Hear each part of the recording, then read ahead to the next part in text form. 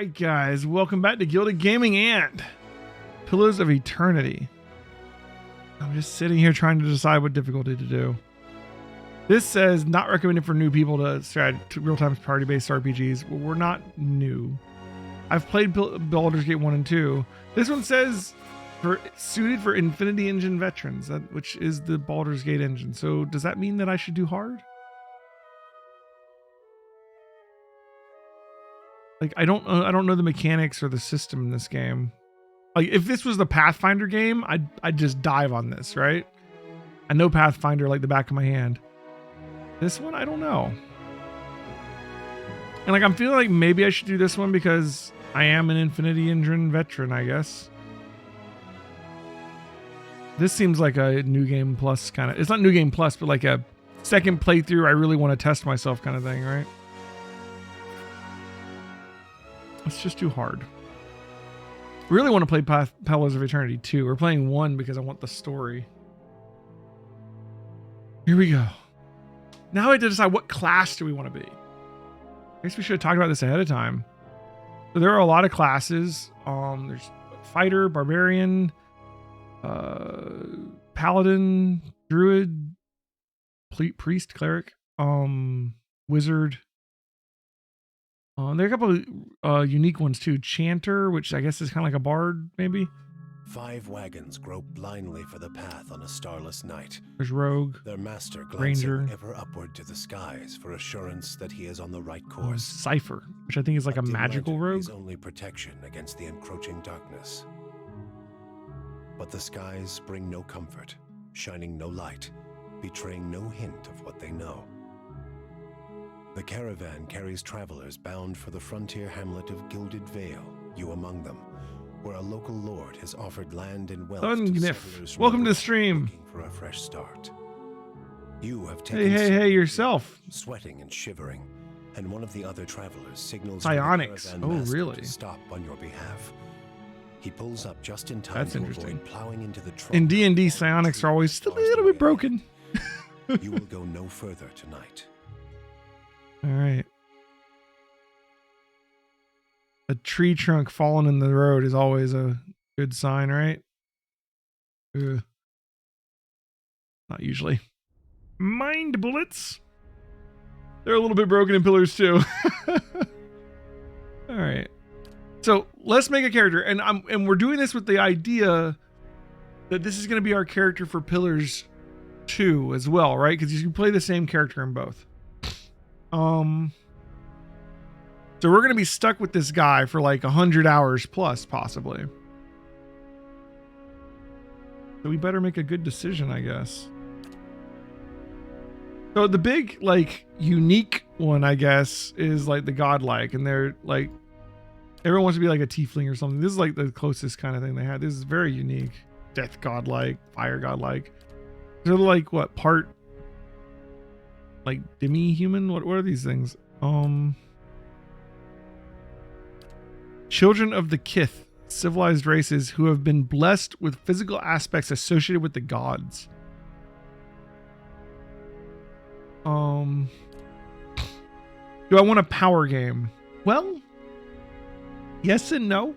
No, because I mean, I don't want to like, I kind of want to like make a character and make decisions based on like that character, not necessarily the most power gamey thing. And we're not playing on Path of the Damned. We're only on hard.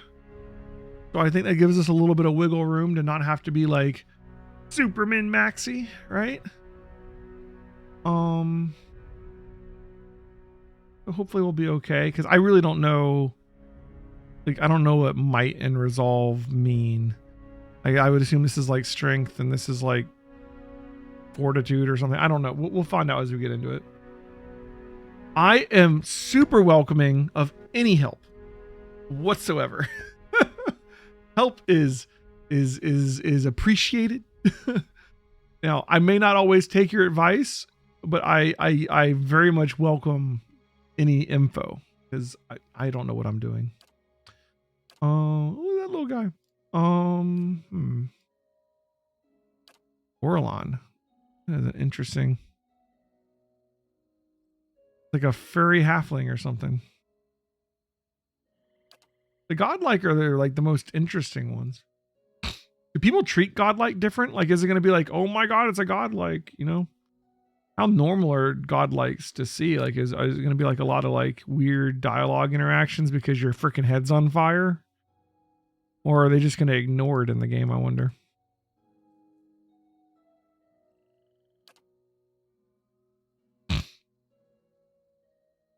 Might and perception are the two main stats for every class.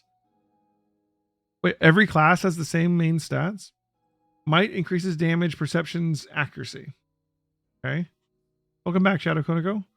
There's an argument to be made for pale elves because they have useful damage. Ooh, DR, really?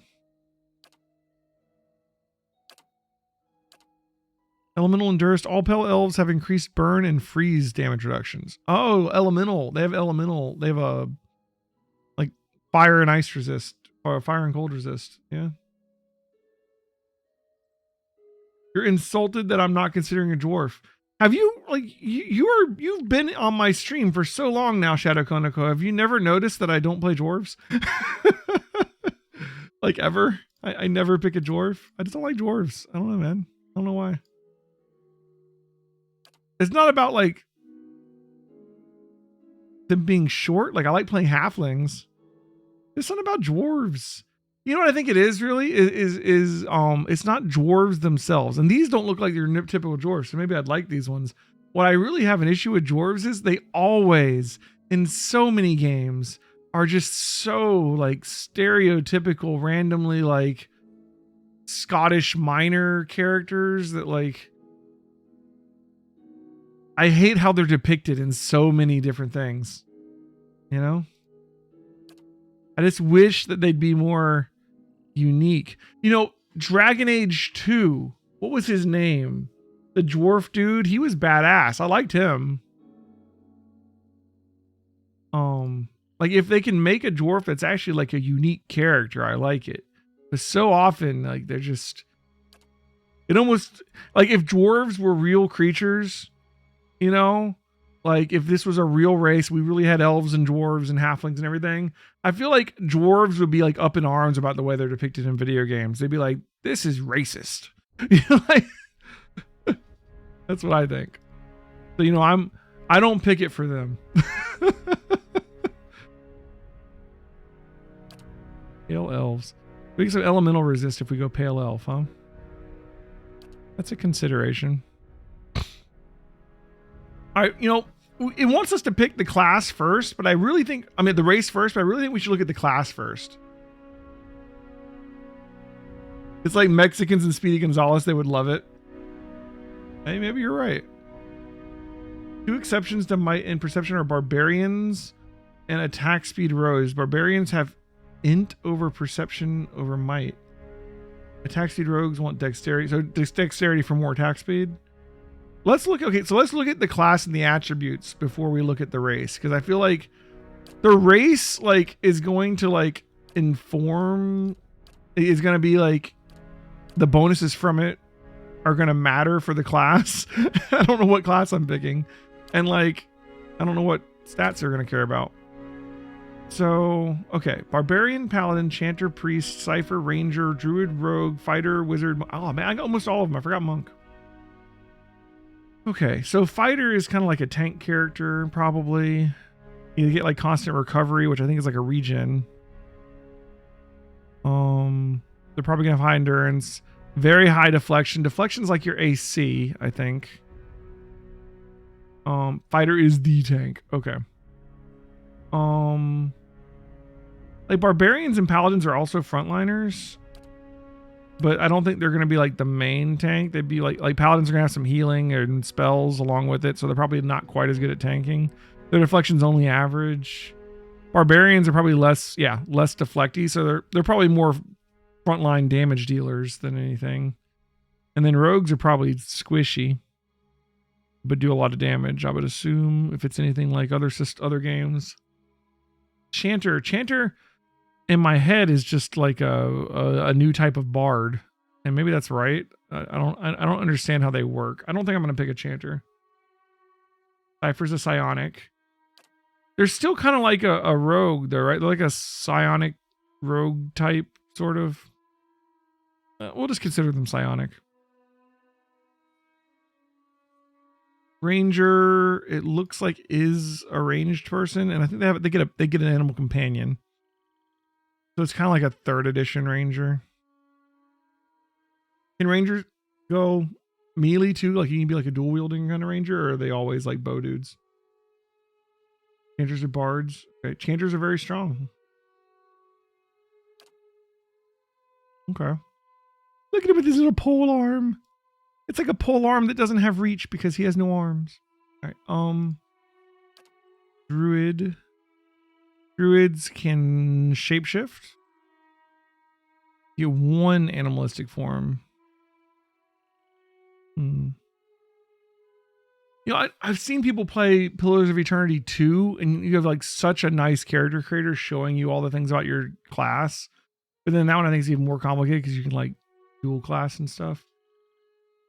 So we'll get there when we get there. I don't know that we want to be just your basic fighter. You say skip to 2, but I don't know the story from 1, and it's a direct sequel. You're playing the same character in 2 that you play in 1. Druids are very strong simply because they have the strongest interrupt attack. Ciphers are not rogue. They're sort of charmy, spooky wizards with mind powers and spell points that regen based on damage done instead of spell slots. So they're like warlocks that get their limited spell slots back by doing damage. Maybe. Do they have like any kind of at-will ability, or if they run out of points, they just got to run up and stab things?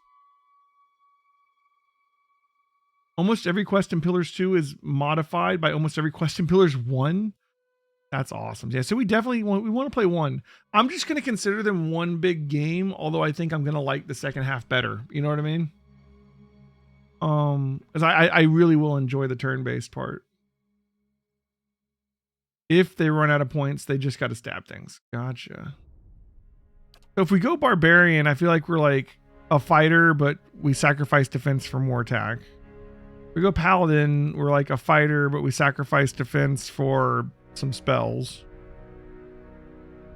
If we go Priest, we're the healer. With healer, buffer, support, utility person, maybe.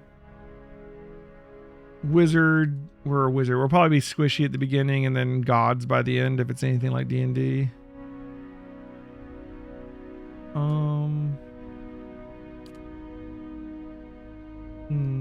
Now, I don't know all the characters you get in this game.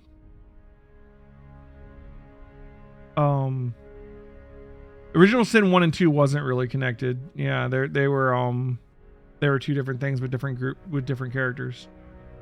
But Pillars 1 and 2 are a direct connection.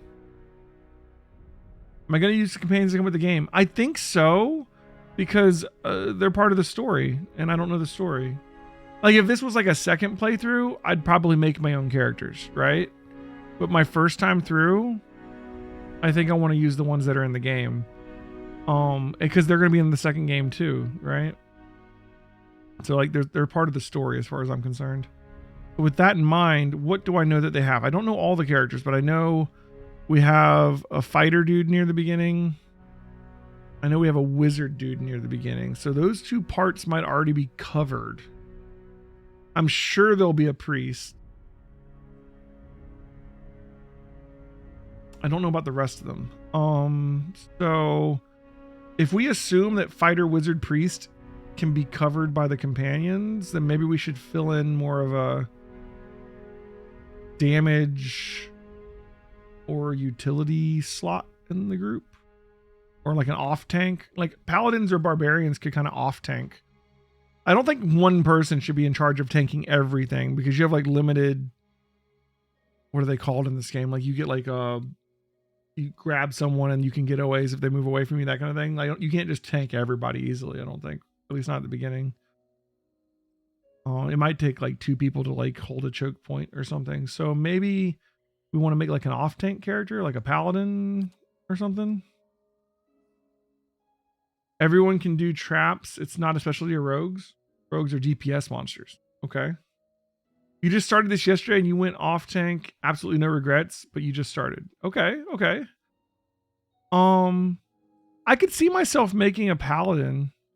Like, I looked at this earlier, and it's another question of what kind of character we want to make. Like, do we want to make like a goody two-shoes, like gold packed order of paladins who sell themselves for defensive campaigns and engagements, or kind wayfarers? Or do we want to be like a bleak walker who like they're dedicated to conducting warfare mercilessly and with extreme brutality, like other end of the spectrum, right? Like not even close to the same thing. Anyone can do traps. Rogue, monk, and barbarian are the last companions you get, so they would be the ones that we wouldn't have filled for the longest time, I guess, right? Rogue, monk, barbarian.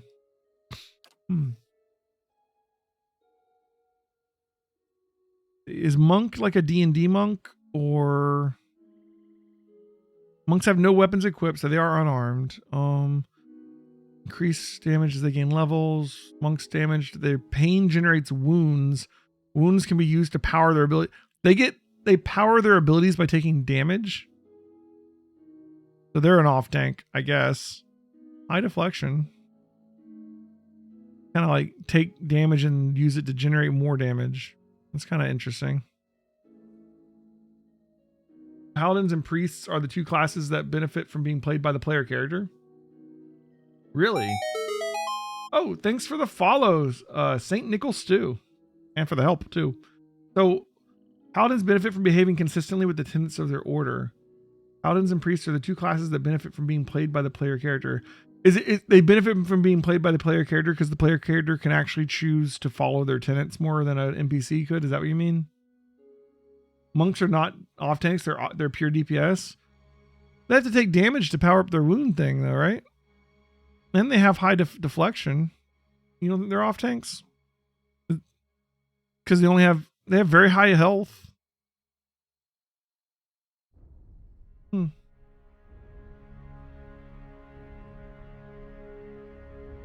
Okay. I mean, I trust you. I would have guessed that one wrong.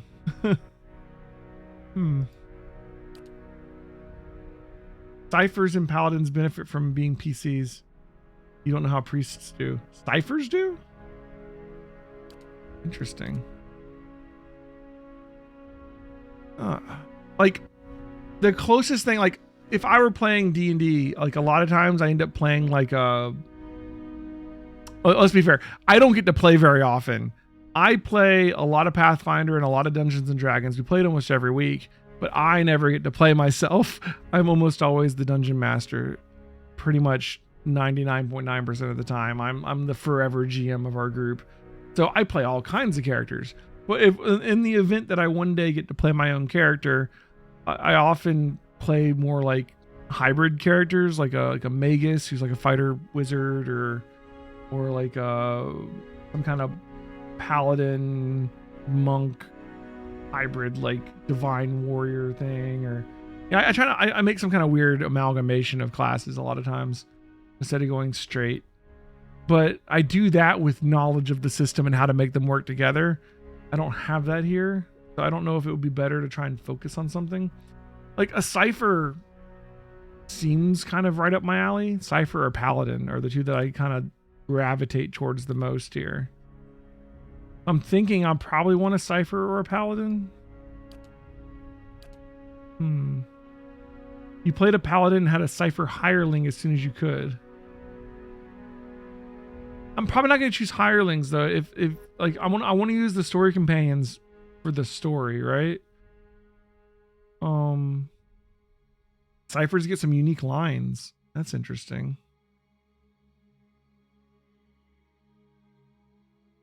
Maybe we go Cipher. I don't entirely know what I'm doing. I with being my first playthrough, part of me is like, maybe it'll be safer to be like a little tankier. But I can probably just put myself in the back line and do some kind of ranged mind hunter. Let's see. A recent discovery in the Eastern Reach. Ciphers were once called Rishalglin mine hunters by Glenn Fothans. Ciphers have the ability to directly contact and manipulate another person's soul and psyche, using an ally or an enemy's essence as the focus of their magic. Though most ciphers are still found in the Eastern Reach, practitioners of the techniques have been spread throughout the known world, and they are gaining acceptance over time, but are generally distrusted, especially by the uneducated. Starting ability, powers. Ciphers can directly target allies and enemies with their powerful soul-focused effects. These powers cost focus, which ciphers build through the use of their soul whip. They have like a specific ability that builds up their focus, I guess. Very low endurance, low health, only average deflection. Like they're not tanking, that's for sure. Okay. You can already see why ciphers would get unique lines. Yeah, okay. Sure. So let's make a cipher. I'm not picking this race. I'm just looking around at options right now. So if we were to be a cipher, we get to choose powers. We get 2 powers to start. And okay, so it's kind of like spells. It goes up to level 8. Okay, so this get like kinetic, like psionic spells, basically. Okay. And does it say what stats we're gonna care about? Like,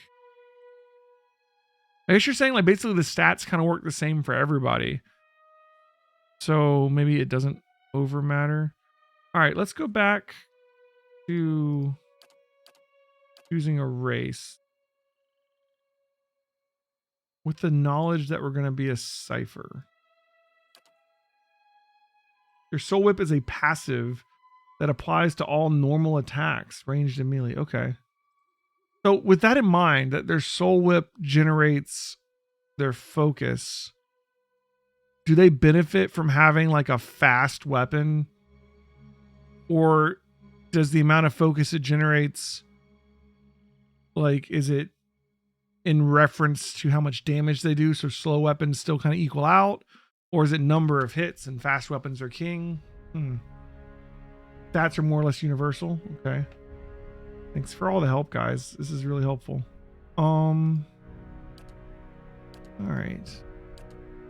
We're going to be stuck with this guy for a while. We want him to look cool. I don't know. Like it's I feel like people must treat these guys weirdly, right? Like, this can't be common just to see someone walking down the road with like fire coming out of his head.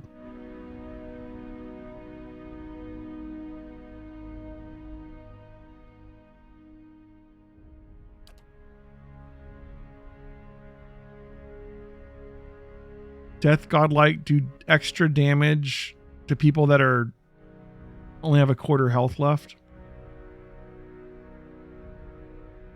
Scales based on the weapon. Every encounter when reduced below 75 to 50 and 25% endurance generate waves of healing moonlight. So you get like AoE healing every quarter health they go down. Interesting. Grants a bonus to might, con, and dex when endurance is below 50%. Oh, that's your health, right? Okay.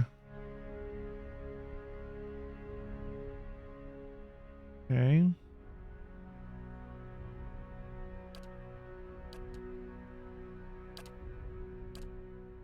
When attacking any target that is also being targeted by a teammate, convert some of your hits into crits. So I know when you do an attack, it rolls like a D100. Like 50 to 100 is a hit, above 100 is a crit. So you have to actually have higher accuracy than their deflection or whatever to crit, right? This converts some of their hits into crits, but it doesn't tell you like how much at all. It's just like some, which could be like 1% or 50%. I have no idea. Some of their hits get converted into crits. I don't know how good that is. Defiant Resolve. After being subjected to a will attack, they temporarily gain bonuses to all defenses. Okay.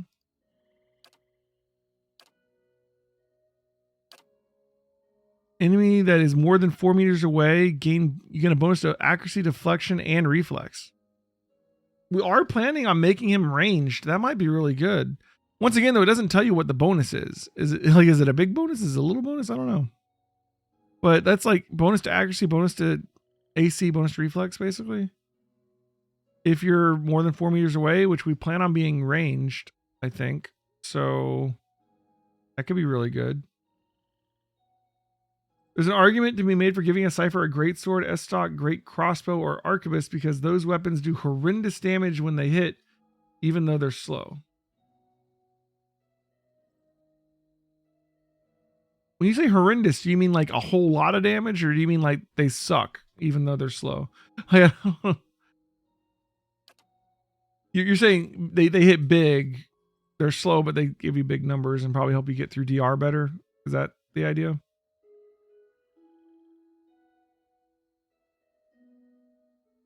All pale elves have increased burn. So these have the elemental reductions.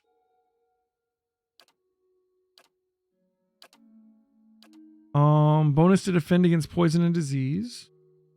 15 accuracy against any creature of the wilder or primordial types. Interesting.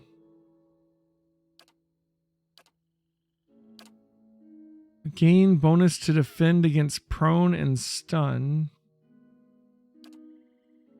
Additional weapon set. Okay. Once per encounter, 5 seconds after being reduced below 50%, gain bonus to accuracy and damage. All the humans get the same fighting spirit. Okay, and then there are stat bumps here too. I'm most interested in the elves. It'll give us dex and perception, which is cool, but like both of these seem good. Got some elemental reduction here, and then this one, if we're planning on being ranged, bonus to accuracy, deflection, and reflex seems really good if we just basically have it almost all the time.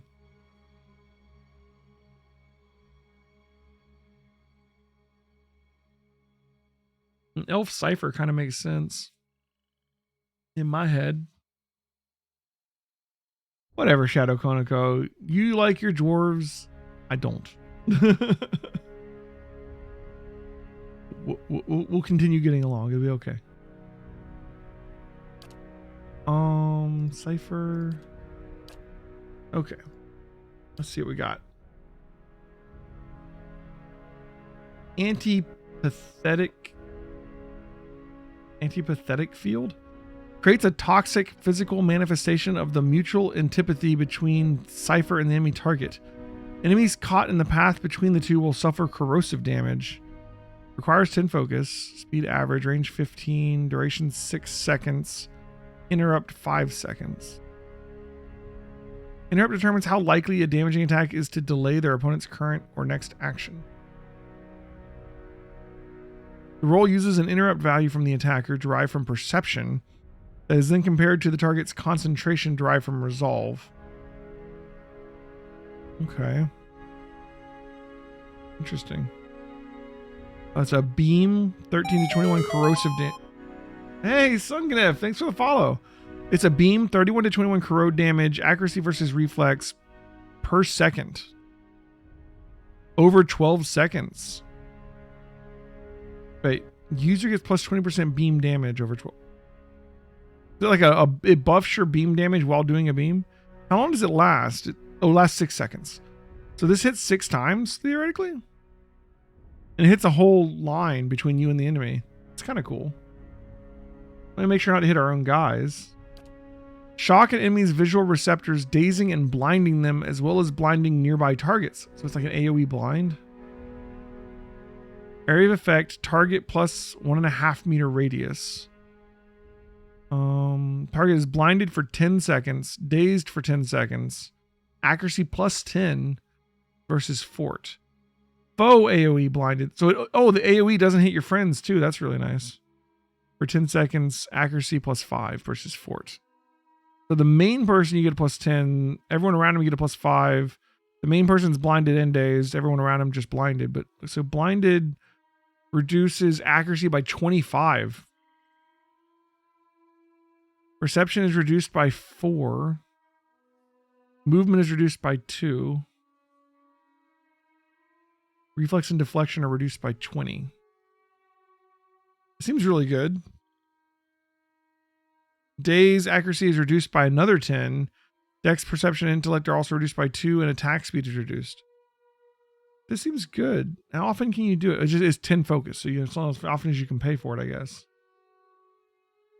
Just to give me some idea, the basic attack speed in this game is about 3 seconds. You vote Orlean as stock rogue? Well, that's completely different from what I'm making. Because I'm making a wood elf Cipher. Probably with ranged weapons of some sort. Oh wow, different wavelengths. Target becomes the object of a concussive blast of psychic energy, suffering raw damage. There are 8 damage types and pillars. Slash, pierce, crush. So that's your slashing, piercing, bludgeoning, right? Shock, burn, corrode, freeze, and raw. So that's fire, electric, acid, cold, and raw. Damage types are used to determine how easily per character resists. So maybe raw is just like raw damage is hard to resist. A creature or a suit of armor may be very resistant to one type of damage, but quite vulnerable to another. Some weapons or attacks may do multiple types of damage or list an ore between their damage types. When an ore is listed, the attack will always do the damage type that the target is most vulnerable to. Raw is the only damage type that ignores all DR. Okay. Nice. So raw's good. Characters in a conical area behind the target fail a fort save or knocked prone. So it's an AoE prone and it does raw damage to the person. It's fast. 8 meters. And then a 120 degree cone. That is an area effect. Now this isn't a faux AoE, so I guess it is faux AoE. So once again, it doesn't hit our friends. I like that these are friendly AoEs. That's nice. Just to give you some idea, the basic attack speed is 3 seconds. There's physical, elemental, and raw. It's a good idea to either have 2 weapons with different damage types or a weapon with 2 damage types. Okay. Makes sense. This is 10 to 19 versus will.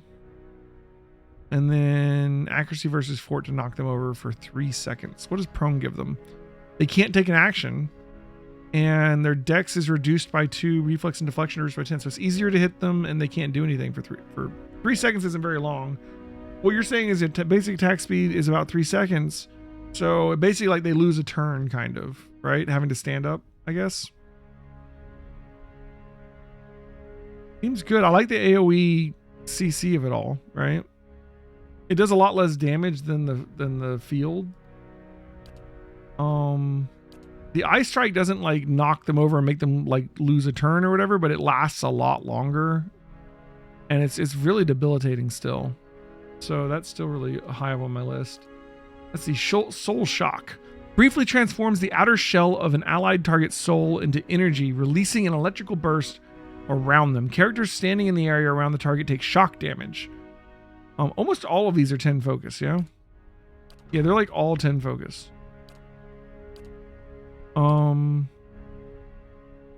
So you target an ally. It makes shock damage AoE radiate out from them. That's interesting. So you target an ally, and it's an AoE centered on one of your allies that only hits enemies.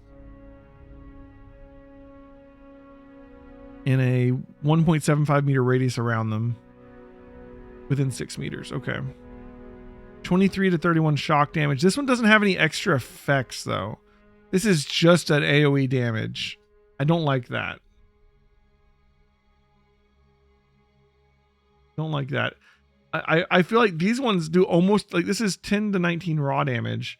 This is 23 to 31 shock. Like they could have shock resistance. Even if they don't, so it is a little bit more damage, but like at the same time, this one's over here like knocking people over and shit. Oh. This one only gets a +5 to accuracy.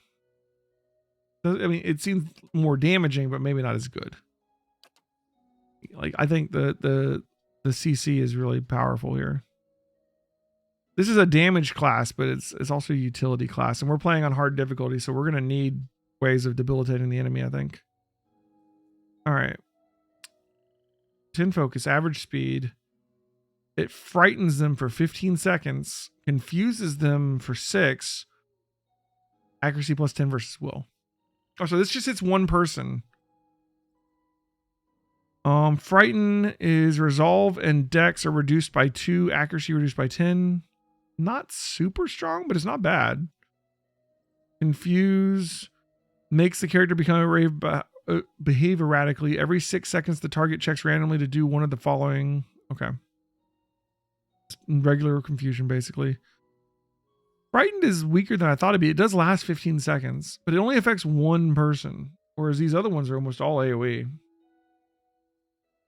Soul Shock's the best damage level at this level. I mean, it seems like good damage, but it's like only damage. And I don't know how I feel about that.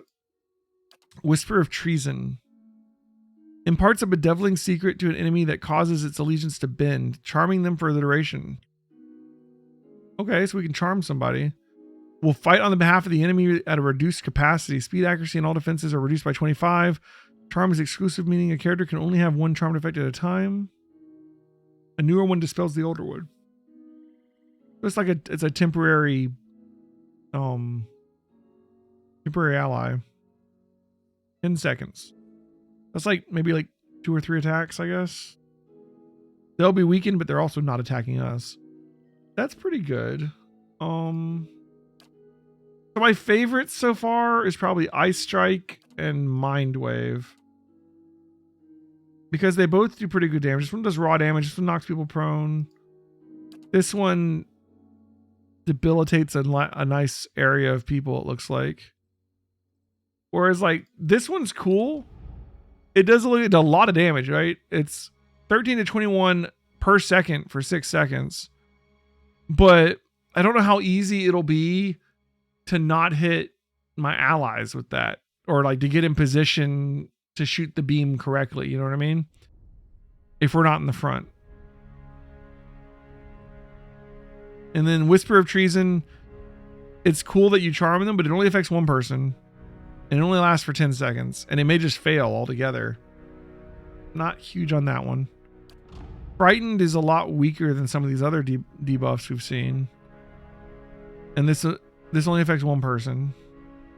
Soul Shock is good damage, but it's just damage.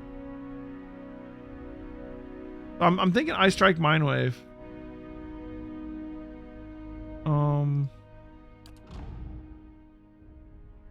This does last a long time. Resolve and Dex reduced by 2. Accuracy by 10. Yeah. Alright. So this says we should really want Intellect and then Might and Dex. So Dex is our accuracy, right? Might is... No, Perception is our accuracy. Dex is our speed, right? Yeah, action speed. I guess if we're going ranged, we might really want a lot of action speed to like speed up our slow weapon to make it hit harder, faster. Might's just damage, right? Con is health. Perception is interrupt and accuracy. Intellect is area of effect and duration. Considering the spells we picked, I could see why that would be important. Because we have AoE spells that put on debuffs for a duration. How much does a point go up? 6% area, 5% duration. Okay. How high can you get it? 4840. Okay.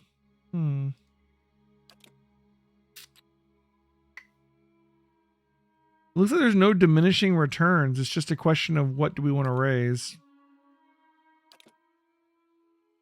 Perception is accuracy. It's literally your primary stat. Might is your damage stat for spells, physical attacks, and everything else. You generate spell points by doing damage. This is your secondary stat. Intelligence extends duration. It's your tertiary stat. The game doesn't agree, but I can see why you'd say that. If damage generates our focus, then I could see why that would be the case. Is it only damage that generates your focus? And the reason I ask is because like Ice Strike doesn't even do damage, right? There's no damage. It's an AoE blind and daze. A single target daze. But like, so it's an AoE debuff. It does no damage. So does it just generate no focus? Hmm.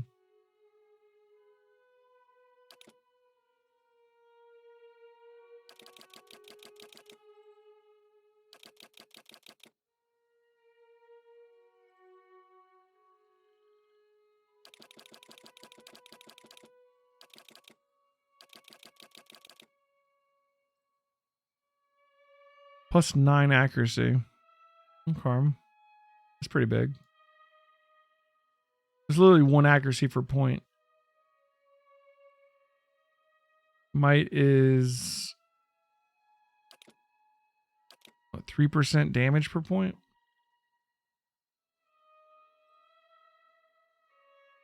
It generates 0 focus. Okay.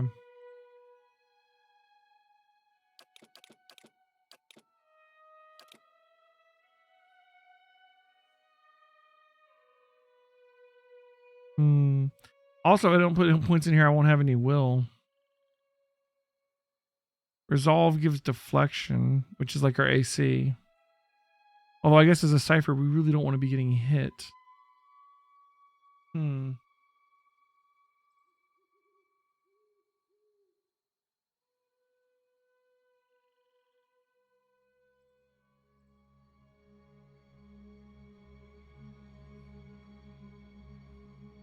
Man, it's so hard to figure out a new system like this and make a character before you've even played the game. You know what I mean? It's rough.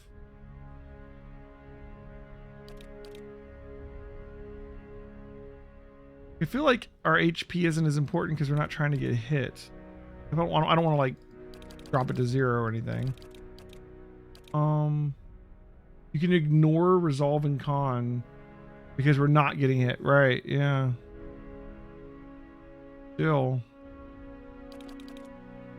we just need to make sure we never. If we make sure we never get hit, then maybe we can.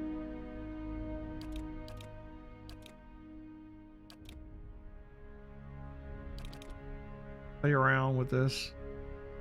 I think we want 19 perception because perception makes our abilities happen. If we miss, that's horrible. That's just absolutely horrible.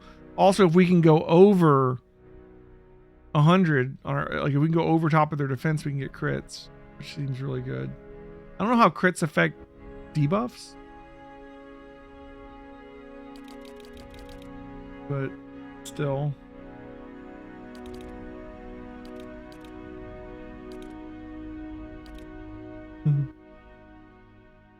Perception affects absolutely everything you do. Might scales both your damage and your focus generation. Right? Int scales duration. Yeah.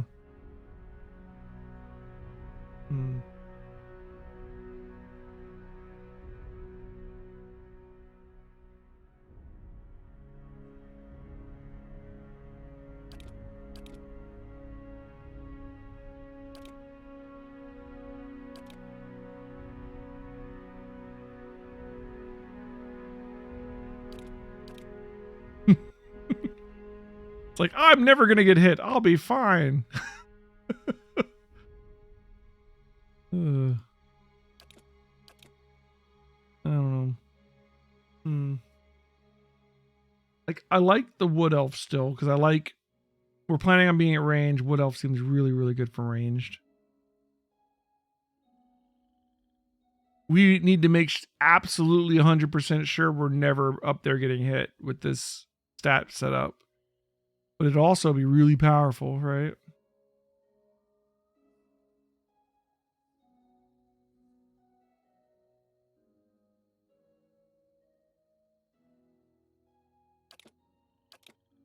would be very powerful.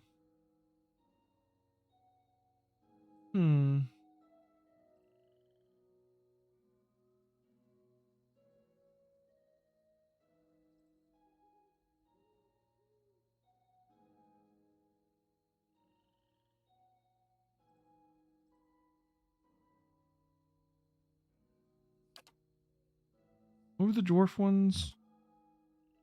Dwarf get might, dex, minus dex. Nothing for perception. What do elves get? Elves get perception, dex. That seems really good. Orlon are negative might plus resolve plus 2 perception. 2 perception. What do they get here? Chance to turn their hits into crits. I wonder what the chance is. Like, how big is the chance?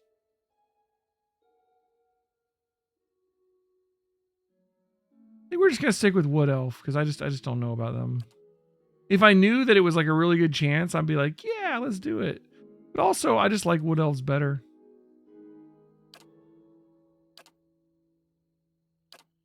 Okay, culture.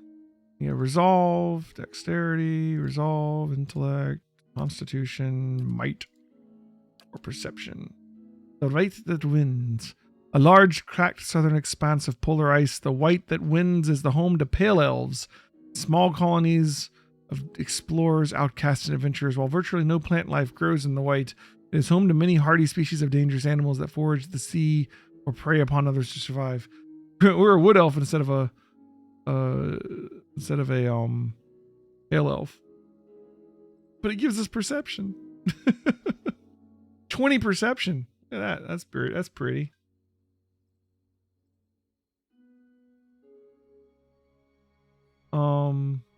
You'd put more in might and less in dex. If things go sideways, I'll die. Yeah. If things go to plan, I'll crush. You'd get resolve over dex. What does resolve give you? Deflection? If we don't get hit, we don't need deflection. Of course, they're going to have ranged characters at some point too, I'm sure.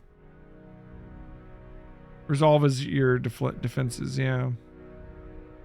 What defenses? I don't have defenses. Crazy. So to hit rolls work like this. Accuracy minus defense plus 1 to 100. 15 is glancing, plus 100 is crit. Yeah. Crit usually 50% extra damage or effect. Ooh, effect too. Nice. Okay. Maybe we should get the rogue's skill or whatever, the trap finding. Is what mechanics probably. Yeah, traps and locks.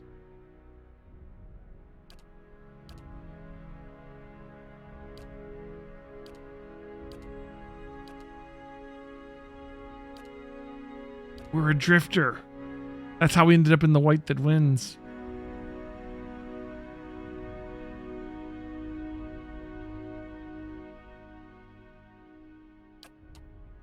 Okay.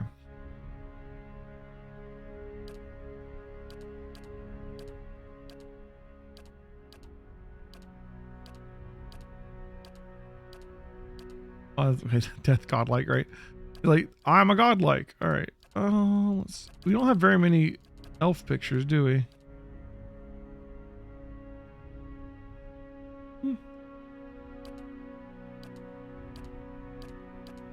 These are like the same ones with different hair colors and different skin colors. It's literally the same picture.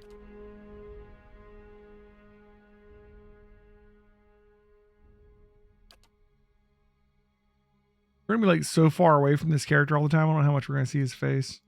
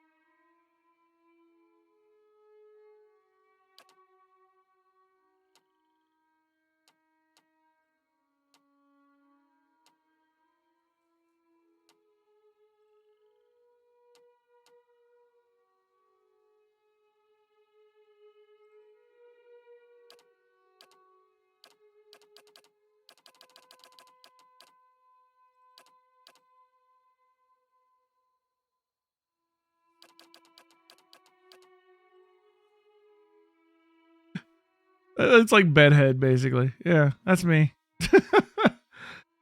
My hair is just, it's up there, guys. All right. It's attached. We're done. There's lots of hidden stuff. Oh, and it's for spotting hidden stuff. Scales off your mechanic skill, not your perception. If you're not stealthed, your spot hidden detect traps is halved. Okay. So you need to be in stealth to be looking for things. Good to know.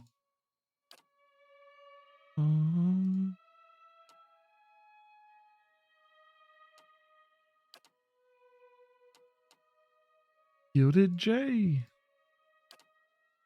Wow, these are some diverse skin colors for wood elves. We could have I gotta call Crayola out to see the difference in these colors.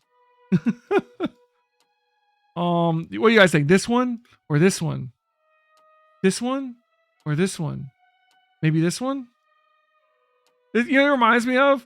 Is like if you're at like the eye doctor and they're doing like, is this one better or this one? And they're like changing the little lenses and the thing, you know?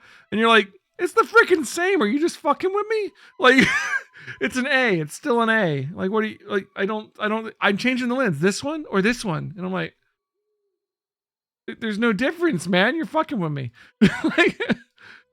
like seriously, these look identical. I can't even notice a change when I switch between them. Whatever. You're not allowed to have facial hair as a wood elf either. Wood elves just don't grow facial hair. It does not happen. It's not allowed. Clearly. All right, so we got our gilded clothes. You can see our voices. Yeah. Watch and learn. That's right. Show them how it's done. I'll take a peek. Watch and learn. Show them how it's done. Now we gotta think about what kind of character we're making here. Like, this guy is a psionic. He is but like, what kind of person is he? You know, like, I don't know. Is he a dick? I don't know how much control you have over that in the story because I don't know what kind of options we're gonna get. Oh, here's our soul whip. Passive.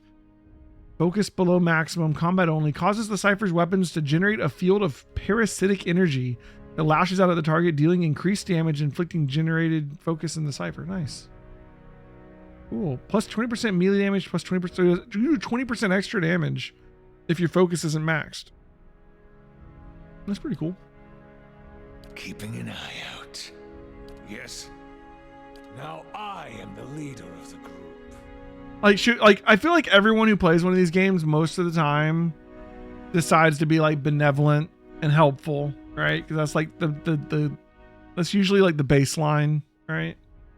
Unless there's like a morality system, like if you're playing like Mass Effect, it's like, oh, I'm gonna be renegade, so I'm a dick all the time. But you know, I still save the world, but I do it like an asshole.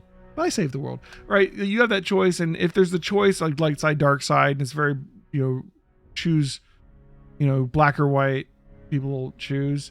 But in games where it's not so black or white, I feel like most people tend towards the altruistic good guy. I mean, you're doing all these quests. You're obviously helping people. Maybe we should try to pick as many options as we can to just be the biggest ass we can, and where we're just happening to save the world. Maybe not even for the right reasons, you know? Like, I feel like I want to see what that character ends up being. Not sinister. Like, They won't see me coming. Now I don't feel like sinister is the right mood here. I think it's more just like asshole, right? You know, like he's gonna save the world. He's a savior, but like, you're not gonna like him, right? You know, like, you get judged both per faction, location, and overall on a few different metrics, including altruism, honesty, and violence. Really? That's interesting. Are we in danger of losing party members? That's the thing some of these games do, like Baldur's Gate or whatever. Like at Baldur's Gate, if you were too far good or too far bad, certain good or bad party members wouldn't want to be with you anymore and they just leave, right? Like, if you're going to be a goody two shoes, I'm leaving, kind of thing. Or if you're going to go around murdering orphans, then I just can't be with you anymore. You know, that kind of thing. Is there that in this, or are they're just locked in? They're stuck with us. We're bound by fate. All right. I got their soul by the balls. They're gonna follow me. You're mine. You're Go on mine. ahead. Exactly. Just say the word. I'll lead the way. You better run. I'll go All right, on here we ahead. go. Cocky. Maybe that's what we want to go for, right? It's not that he's an asshole. It's that he's just so vain and full of himself because he's a fucking elf, right? Like, not only is he saving the world, he believes that he's like deserving of the praise that he's going to get for it, you know? Ready when you Yeah, are. ready when you are. I'll Lead the way. I'm in charge. That makes sense. What's the female version? You're mine. I'll go on ahead. Just say the word. I'll lead the way. You better run. Nothing will slip past me. You know, honestly, I'm playing a wood elf. We should totally pick the feminine voice. Oh? I shall lead us. Let's go. Quickly and quietly. Yeah? I've got this. Generally speaking, you want your reputation metrics to be 3+ to get the most effects from them. So it behooves you to have a persistent type of personality. A persistent type. So not like it behooves you to be good. It behooves you to be consistent. Is that what you're saying? Or Let's go. Time to see and not be seen. Just say the word. I'll lead the way. You're mine.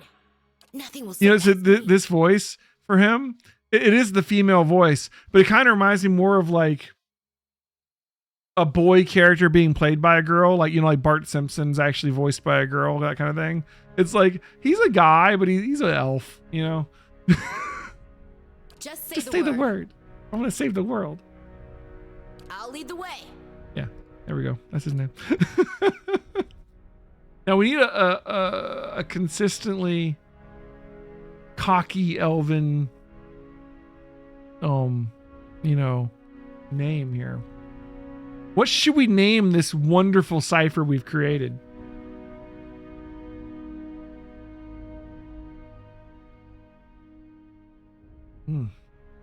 Tastes good. What do you guys think? I'm looking for ideas because I am horrible at naming stuff. Altair All-Star.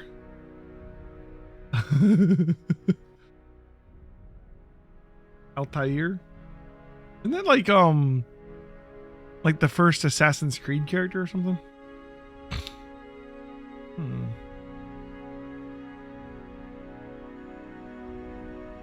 What's the other one?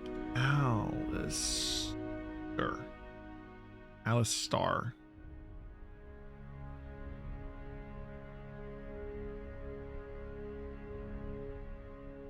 How do you spell that? Alistar. Alistar. How are you supposed to spell that? There's a way to spell this. It's a real name. Come on. Name. Alstair. Oh yeah, here we go. There we go. Alistair. It's a masculine name of Scottish origin. It translates to defender of the people. That fits. That fits. This guy probably named himself. Yeah, it probably is a real name, I'm sure. Probably the same name. Yeah, absolutely. Oh, not the same name. Oh, okay. The one that stuck to you is Wayne from Dragon Force?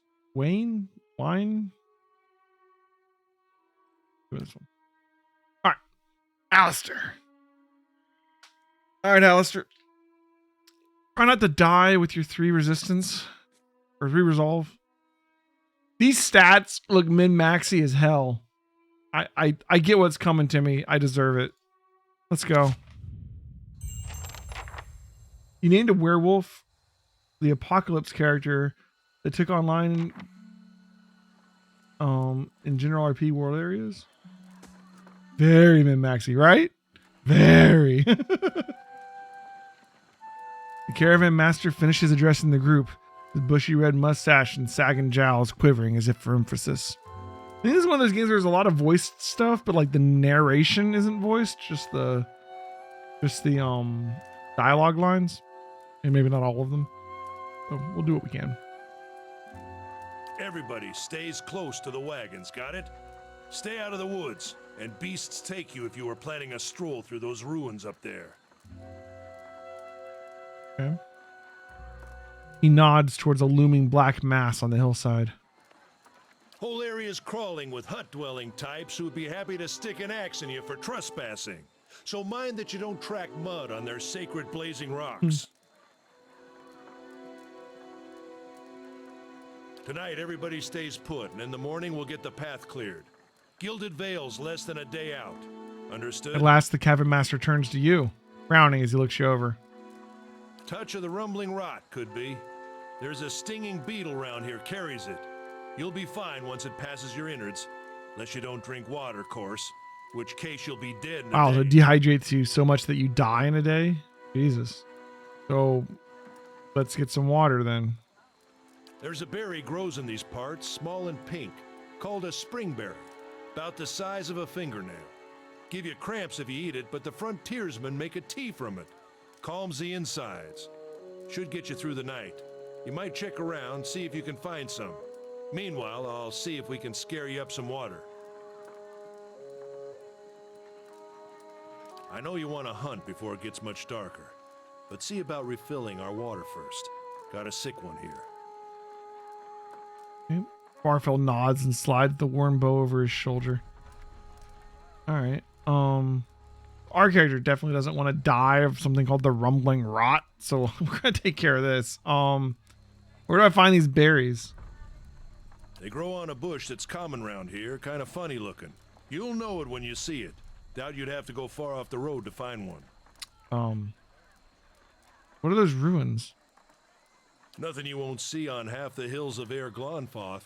Money to be made selling their knickknacks in Defiance Bay, if you don't mind getting stuck with Glonfoth and arrows now and I again. kind of do mind that. They didn't build them, but I'll be the effigy if they don't watch them like a mother bear. Of course, all the ones around here have been ransacked 10 times over. Got nothing left worth half a pawn, so I hear. Who did build the ruins? Got different names for them. Settlers called them Ingwithans. Withens. Nobody that liked them enough to stop them becoming ruins, tell you that much. Okay. What are these huge rocks coming up out of the ground? Like these things here. They don't got Adra where you come from? Adra. Well, it just grows up out of the ground like this. It Goes grows? deep like tree roots. Some of it all the way to the heart of the world, you believe the stories. The rock grows? Is it a crystal? It's more like a shell than a proper rock. Easier to work if you're a mason. Bring it over here. Got all kinds of strange properties. What's that, guys? My son. Seems to have My some son's kind of built life something. of its own. Hey, bring it over, bud. Dies if it gets dug For up. the whole stream? Loses its luster. Folks think it probably Agile. grew at one point Hold or on. another, but not these days. Look at that. It's a music box, huh? Don't spin it too. It's a Lego music box. Okay, you got a little like remote control car. Got some presents. For some reason, Is that a tank? for some reason the car was the last thing. Okay. Well, looks like you did a good job, bud. Why don't you go put it on in the display case or something?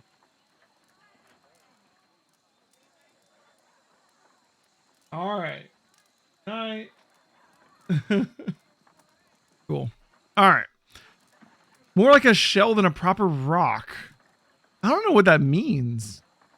Is there something inside of it? It's a shell? Okay. All kinds of strange properties. Seems to have some kind of life of its own. Dies if it gets dug up. So it's living. Loses its luster. Folks think it probably grew at one point or another, but not these days. So are they crystal, I guess? They seem important. The soul butchers in Defiance Bay use it for different things. I've heard tell it can hold a man's soul, but I don't care to see it. Got enough to worry about without seeing something like that. Soul crystals. All right, I better go see about those berries then. Hold on. Take someone with you. I know you're not some helpless tenderfoot. Damn right. Not like most of this lot. But you drop dead, I don't want to be looking for the body. Got a schedule to Hard keep. mode. You don't got to convince me. He scans over the travelers, resting his eyes upon a length of sturdy, armor-clad woman who has spent the journey's nights sleeping on uneven ground without a blanket or pillow. Kalisha. Kalisha! Woman looks up in her own time. He needs to find some spring berries. Watch that he doesn't drop dead. No promises. Felicia, huh? What kind of guide says something like that? Kind you can afford. Don't listen to her. You're in good hands. And I pay too well, if anything. Casts a sidelong glance at her. Off with you. Hayden should have supplies. See that you're equipped before you head out. We're in harsh country.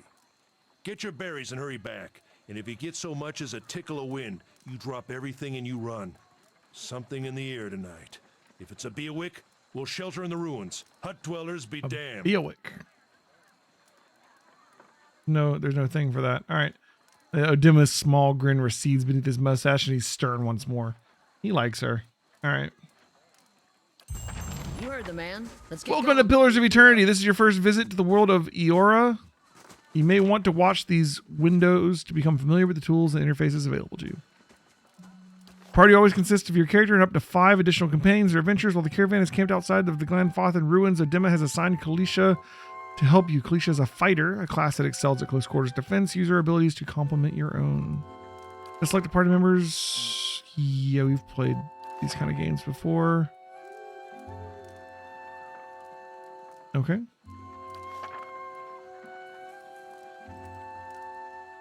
Cool. Just say the word. All right. Oh, WASD does not move the thing like the arrow keys do, but they're like way over here. Or I guess moving to the edge of the screen. Or I could drag with the middle mouse button, I guess. All right, we'll get used to it. Okay. See what we got here. Alistair, we got a giant miniature space piglet. Tiny Titanic pig as another. So it's a miniature giant space hamster reference, huh? Wait. Gon's Pledge. Twice per rest. That's 15 endurance. So it's a heal, yeah? Sure. What was it, like pre-order items or something? Okay.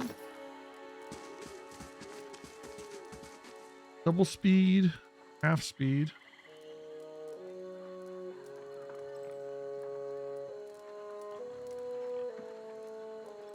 Okay.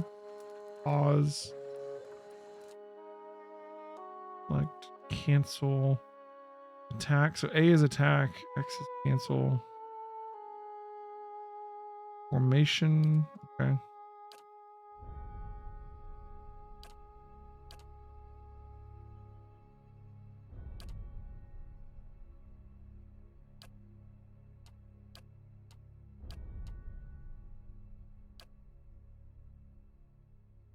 Map. Okay. Eden, he's on the map. Right, first level Cipher. Ridiculous stats. We got 2 in mechanics. One from being a Cipher, one from being a drifter. Cool. We can disarm difficulty 2 traps. Guess that's somewhere to start. Stronghold. You don't own a stronghold. Fair enough. Journal. Cool. All right. Let's see. Leave it The to unnamed me. guys. Most people you encounter in the world are neutral or friendly. You can interact with them by clicking on their selection circle. Many characters will simply greet you and go on their way, but others will have a larger conversation to explore. The merchant Hioden has a conversation that opens a store with equipment for sale. Okay. Speaking of, I wonder what kind of weapon we'd want. Okay, let's see what this says. Mechanics 2, lockpick 0. So the better your mechanics, the less lockpicks it takes to open something. I'll have That's this a opening nifty note way to do as it. Promised. Backer rewards. Rebind the keys like a normal person. By the way, 2 very important things. The DLC is meant to be played alongside the main story. You're going to want to start it at level 7 at the very latest. The DLC is meant for you to go back and forth between the base game, and the difficulty reflects this. Interesting. The potion of minor endurance. He has plus 50 endurance. So it's a heal potion. Okay. Like these guys just put a little text above their head. They're not like a full talk.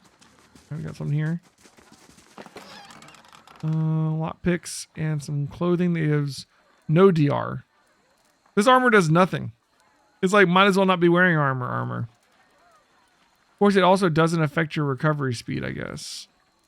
Whereas what we're wearing does. And if we don't plan on getting hit, which our stats clearly say we don't, then maybe we should go all in on that. We need to get ourselves a ranged weapon, though. I said this guy over here is going to sell stuff. Oh, mass mode, right. Well, this guy's huge. Caravan of Life doesn't agree with you, does it? Hey, look, raw as that merchant Hayden. Over here. Anyone need More supplies? stuff. I've got sundries for sale. Another potion. Hopper. All right. And then what is the scouting mode? Alt. Okay, yeah. Scouting mode is both for stealth and for finding hidden objects. Okay.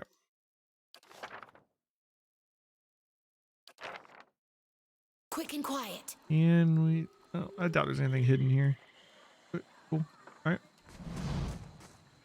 Eden, you see a man wearing simple but mostly neat clothes. He's transfixed, however, by a ragged tear in the seam of his tunic. Brought a whole wagon full of goods to sell, but not enough shirts for the road. If you run the DLC, you will be over-leveled eventually. The game will offer to level scale the content. The level scaling is completely broken and can't be turned off. If your game difficulty is even slightly challenging, level scaling will make the game unbeatable. Oh my god, okay, let's not touch that. Say, is there anything you need? I've got some basic traveling supplies for sale if you'd like to See take what a look. you got. Actually, wait. Who? Well, I already took it. All right.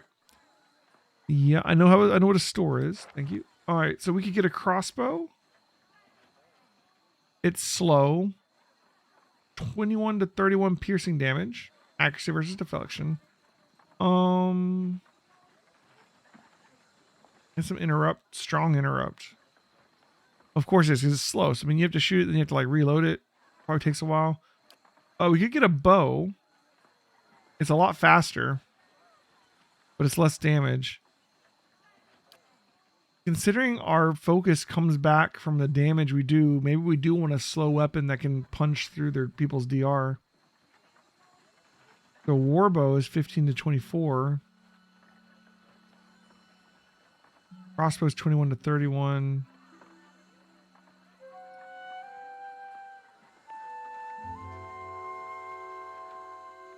And those are our choices, really, huh? If you want the slowest, most damaging one, it would be a crossbow.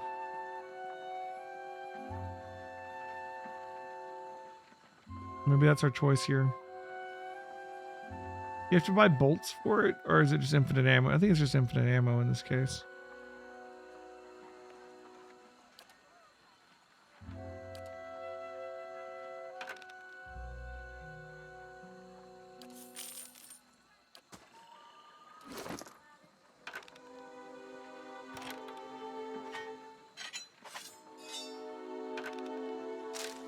Okay.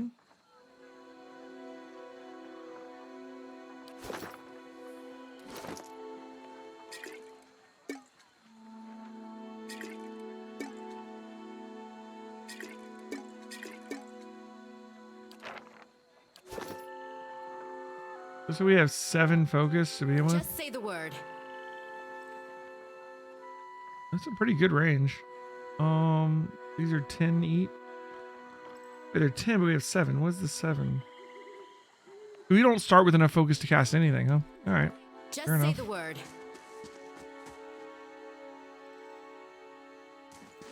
Exploration is key. Okay. Yep. At least these tutorials are like super obvious. Like, you know, you gotta like do RPG things. I'll have your water soon enough. Stream's not going anywhere. Barfel's not getting our dang water. Apparently we're gonna die if we don't get it, so he needs to get on that. So we're gonna, you know, our character here is put Kalisha firmly in front. You know, He needs to live to save the world. She needs to defend him. Right, some adamant wart.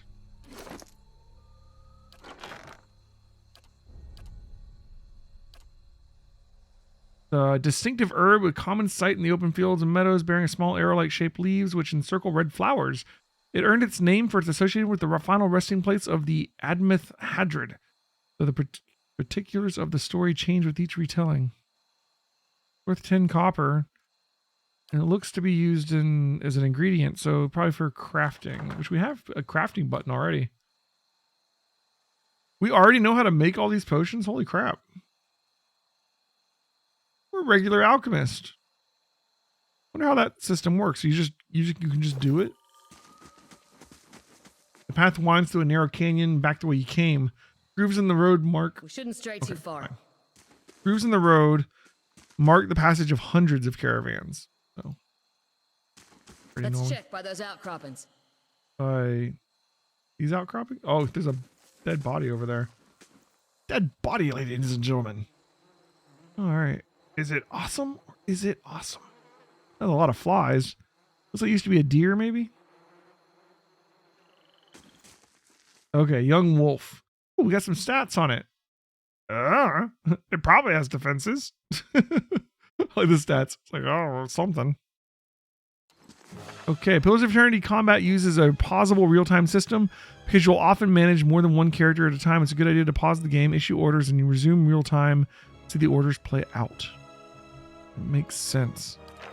All right, so we got 5 dots above us and them. Okay. Endurance and health. So endurance is our current health, and health is like our stores of health. Our endurance hits 0, we pass out, but we're not dead, right? I think is the system here. And restoring endurance depletes our health. All right, so I want her to hit up both these guys. And you have a per encounter ability that you can do twice. So go ahead and start off on this man. What? One of your characters has been engaged immediately. When characters are engaged, they immediately stop moving. If they move again, they will provoke a disengagement. Attack from enemies engaging them. Right. So we have opportunity attacks. It's interesting how this game kind of like, you're engaged, you're locked into combat. If you move, you break it. Got it. All right. And as a tanky character, we want them to be able to engage as many people as possible so that things get stuck up there and leave us alone to shoot at them with a crossbow.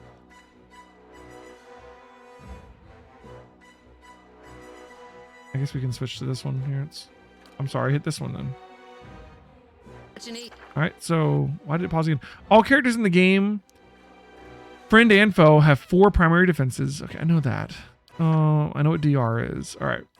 So if we look here, we have a combat log. We can see both the wolves have engaged Kalisha. That's great. And we hit the wolf for 30 piercing damage. It looks like it's got 4 DR. So yeah, we're going to punch right through that. And that puts us up to 18 focus. So that means that we can go ahead and use one of these. I wonder, does focus stick around between combats, or is it going to drain back down to like 7, you know, at the end of the combat? Like, we need to use it, right? So we can go ahead and we can do raw damage. This is in a conical area behind the target, so it's probably not going to like...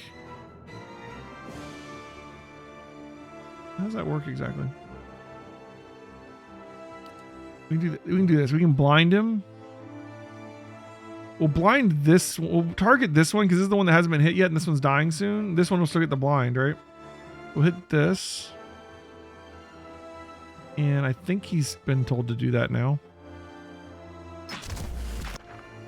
When a party member takes damage, they will start to lose endurance and health.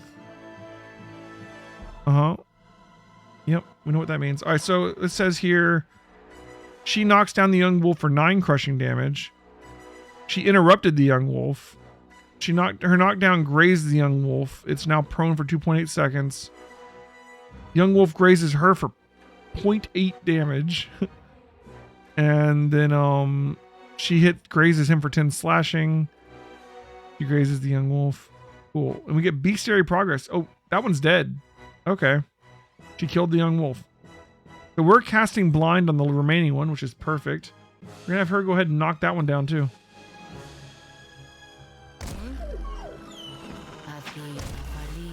Sometimes a weapon or spell simply isn't well suited to penetrating an enemy's damage reduction. When an attack hits DR, will wipe out all but a small percentage. Right. Is that happening? So they only have 4 DR. So I mean, they have 4 DR for slashing, piercing, and crushing. So I mean, no matter what she does, it's gonna be 4 DR. She just does a lot less damage than we do back here. Ice Strike hits it. It's now dazed for 14 seconds and blinded for 14 seconds. That thing is screwed. Now we just beat the shit out of it. Yeah. Nice. Just say the word. You know what? We're a good duo. You stand up there and get hit, I kill it. It works great. I think this is the start of a beautiful friendship, Kalisha. Ooh. There's some more crafting materials. This is it. Oh, those are the berries we needed. Sweet. You also have a max. Okay. You're kind of a mystery to the rest of the caravan. Just some kind of wanderer, the way I hear it. Oh, she said it because I'm a drifter. Interesting. Okay. I wander into the lives of fools, talk them out of their money, and wander back out. You have to be when people are looking for you. That isn't your business. All right, so I think our character is gonna have like a complex in the sense that he thinks he's like the chosen one to save the world, and he's just completely full of himself. I don't know which one he would choose here. He's not that he steals their money. He's not into stealing money. He doesn't mind taking money, but like, yeah, you have to be when people are looking for you. Yeah? How'd you happen to come here? I think that's something that belongs to them when they're pretty intent on getting back. Across danger, people couldn't stick around. I don't know why they're looking for me. I don't care to find out. Well, we've all got things we like to leave behind. Gods know I do. I tell you that. Here's hoping they never track us down. Kalisha breathes in her surroundings. It's been a long time since I've been this way, but I always did like it. Lord Raedric's offer makes a girl think. Give him that. You here to settle like the rest of the lot? Hadn't given it much thought. No harm in that. Might as well see the place first. So you must have some other plan in mind for coming this way.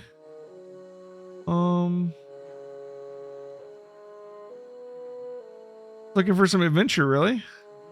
You should hook up with an expedition. Some of the bigger towns send regular groups out into unexplored places as long as you don't mind a little danger. Anyway, I'm wasting time here. Odima will give me an earful. Let's be on our way. Well, why are you here? Kalisha sighs unevenly. Her eyes search the ground at her feet. My sister moved out here some time back. She sent me a letter. Seemed worried. That's how she always is. This time, though, she asked me to come out. She's got me a little worried. I haven't seen her in ages. Been doing guide work in Ixmiddle. But I'll do anything for her. She's a much better woman than me, so I'm here and we'll see. Odima I worked with before. He doesn't usually drive a route this way, but he's doing it for me. Well, tell me about yourself. I've got simple needs. I like open skies and far horizons. I find work that lets me live that way. My family wanders too. We started in the Deerwood, but my parents ended up in the Living Lands. Got a brother in Rawatai and another in Adir. My sister in Gilded Vale, and she's the real homebody. Just want to make sure I get to know her since she's going to be my personal bodyguard for the rest of my life now. All right, let's get back to camp. I wouldn't hold my breath with Sparfield getting you that water anytime soon. He does what he feels like when he feels like it. We should check up on him first, slap him around a bit. Stream's just down that way. Come on, let's get you your water. That's a good point. I do need my water. Apparently I'm going to die if I don't get it. Sparfield is just not reliable, apparently, so we'll get it ourselves. No big deal. Ooh, more crafting components. Oh, we got 170 XP. Was that for finishing the conversation or for picking up that herb? Damn. How much XP do we need to level? 1,000. Okay. The party gained 170. And then we divided it. Okay. Gains an item, burned lady. Burned lady. All right. Also, we're getting bestiary entries for these creatures we're killing too, right? So as we kill them, we're learning about them. I think it's right here. Bestiary progress 66%, 48 of 72 XP earned. So do you only get XP as you're learning about them, and then once you've learned about them completely, it's like, well, you got to fight them, but they don't give you anything anymore? Is that the idea?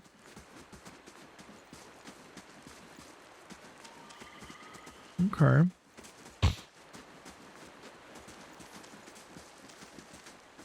You get you a shield if you're going to be defending me. You got like a freaking torch? That won't do. Corpse is cold to the touch, and a ripe smell wafts from putrid waves. A dark crusted bloodstain besmirches its simple linen clothing. A random dead body. No big deal, right?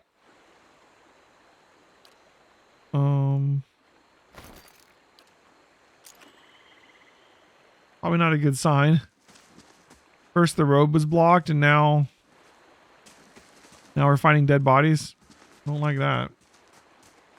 Most XP in the game are quest based. Okay. Good to know. I heard that the max level in this game is only like 12. Is that right?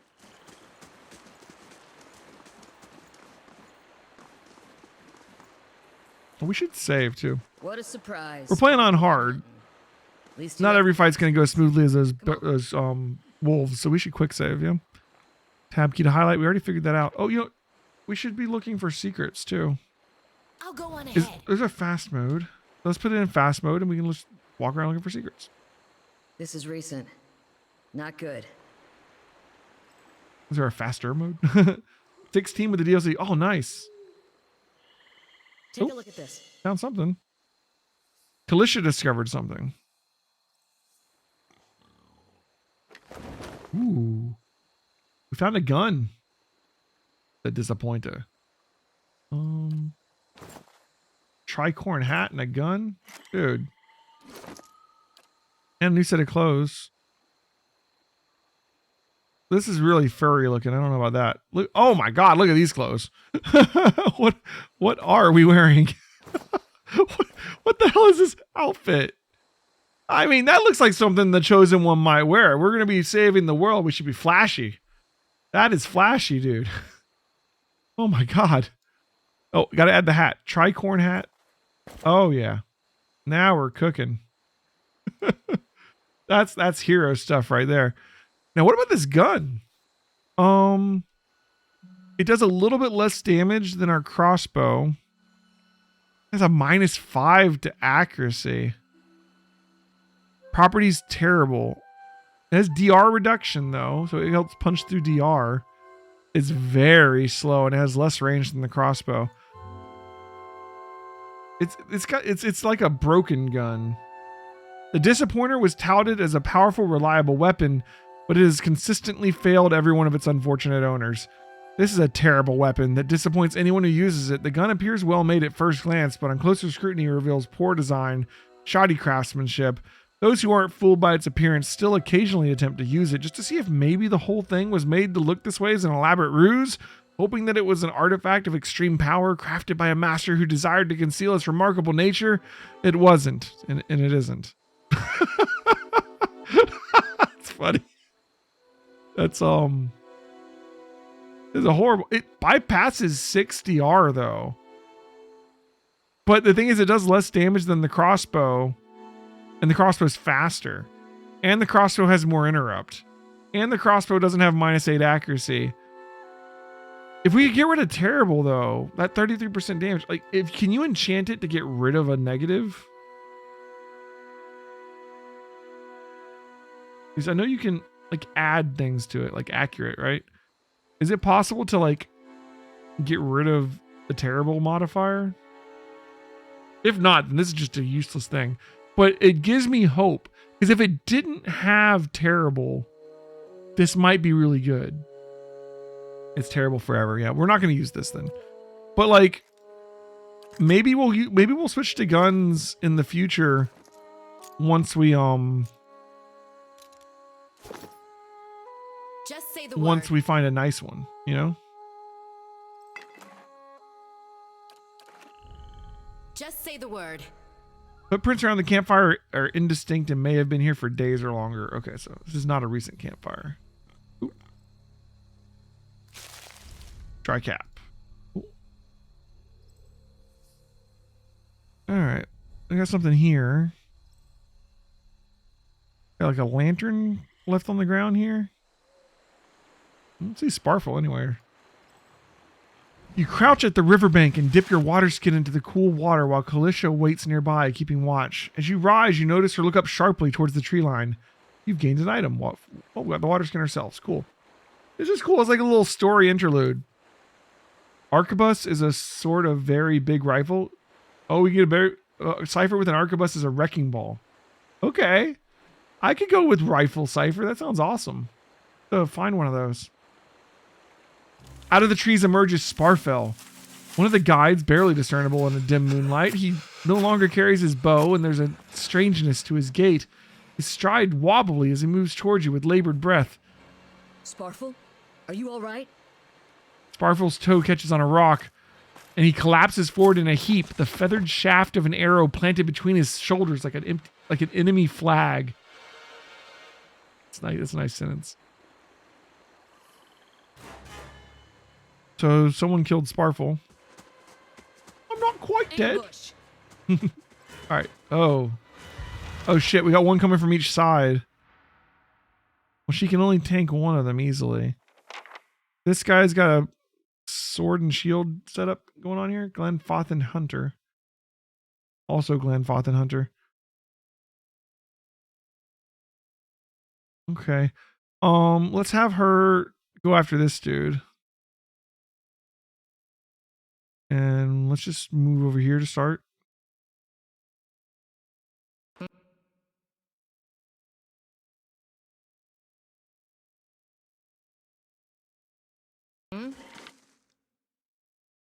This guy's an archer. All right, so she only needs to tank this one. This game has purple prose, but it's so purple it's amazing. What does purple prose mean? I feel like I've heard that before and forgot what it meant. Wait till I get to the wet slurping gurgle. Wet slurping gurgle. All right. Oh, damn. We took that guy down so fast. Holy shit. Kalisha hit him for 14, then we hit him for 28. He had 6.3 DR to my piercing and only 5 to her slashing. But man, he just went down. 2 hits, boom, dead. He actually crit. The hunter crit us, but only for 5. And we have no DR. His crit was just a 5. Ranged people are going to be a problem for us because we're super easy to hit. So, yeah. All right, let's get her down here. And trip this guy as soon as you can. And let's go ahead and blind him. We got enough stuff saved up. Let's do that. All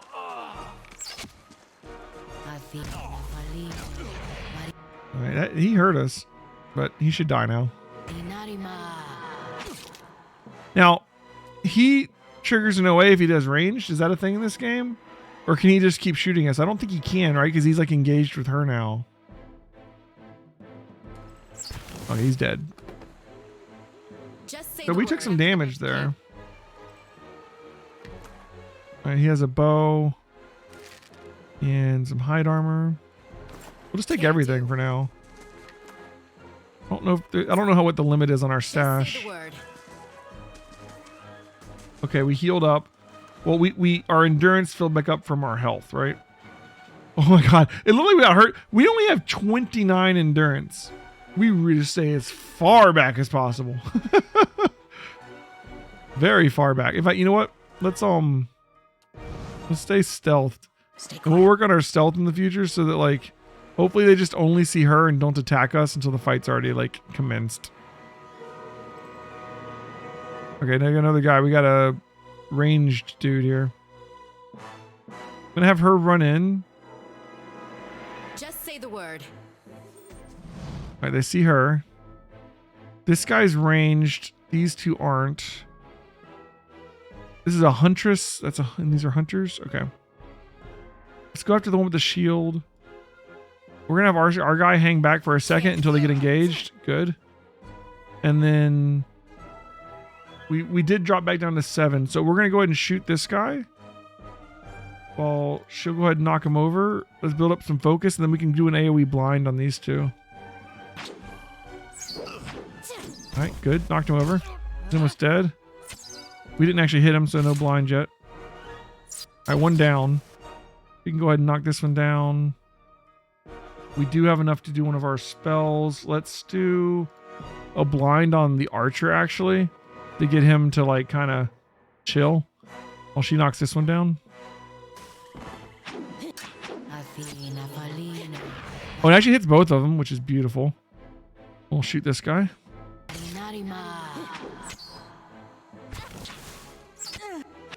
We scored a crit. A crit is better result than a hit, and they're more likely to occur when the attack's accuracy is higher, right? Because we're going to get more crits because our perception's like through the roof, right? Looks like this guy is dead as well. This is going great. I'll switch to this guy. This guy is still blinded for another 15 seconds, so he's pretty much screwed. Should be able to just shoot him down, I think. Yeah. Oh my god, was that 36 that we just did? We crit him again. 120. Beautiful. All right. I'm liking our character so far a lot. Look at all this stuff. Take it all. Quick save. Our number goes back down to 7 after every fight. So that's something to learn. What is this? Strange illness. -3 concentration, -3 fortitude. We caught an illness? Not a problem. It's unfortunate. All right, let's stealth again. Everybody's dead. Oh, they killed the merchant. They killed these guys. Oh, there they are. Oh. A handful of dark figures stand above the fallen, treading on limbs and backs and heads, jerking their axes from bodies as if half-split logs. One of them, towering and severe with a thick beard tasseled with knots, holds a wet blade at the neck of the man you recognize as Heodin, the last of your caravan left standing. Oh, so they have the merchant. Lay down your arms, trespasser. Do not forfeit this man's life for a fight you will lose. Okay, so because of our lore, we can say the ruins have not been sullied by our hands, men of Erglanfoth. That's diplomatic. I don't think we're going to be a diplomatic man. That's not our thing. Let's see. To be honest, passionate, diplomatic, or rational here.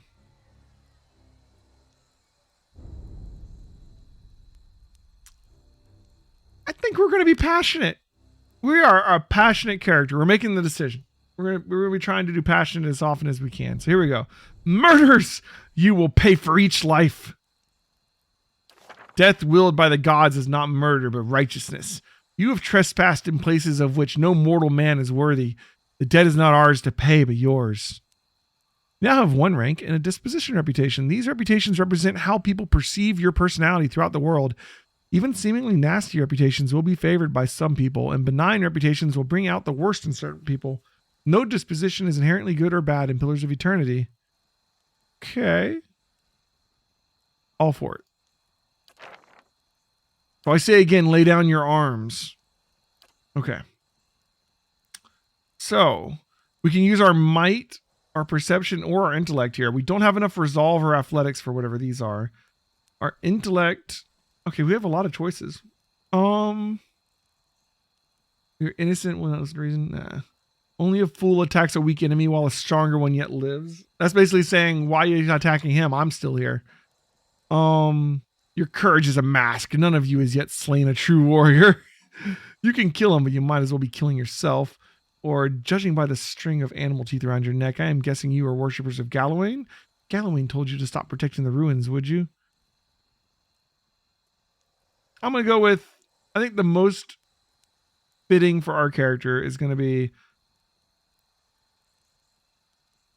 one of these two. Your courage is a mask. None of you has yet slain a true warrior. The man's brow creases, questioning. We have killed many trespassers like you. Your kills are sloppy. The words of these people are inefficient and off target. This is the work of untested men accustomed to carelessness. We're just like nitpicking how well they killed people here. It's like, okay, cool. Yeah, you killed them, but like that arrow didn't hit him in the right place. This one's like off center. This guy just got grazed. Like, you did a shitty job. You hit 3 arrows on that chick. Like, what the hell? All right. The leader man bares his teeth. He looks at Heodin, helpless, his eyes shut tight for a killing blow. The man spits. We'll see whose courage is a mask. He shoves Heodin towards you, and as he does so, the man rakes his blade against Heodin's torso. Heodin screams and stumbles forward, a wide gash in his clothing beginning to bloom crimson. The man sets his feet to engage you, his axe raised high. To be fair, I did just crit kill 2 of his mates. Right? I'm just saying. I'm a better archer. That's all, you know. Okay, so Heodin's still alive, though. He's not even hurt. He just, what is this? He's got some bruised ribs.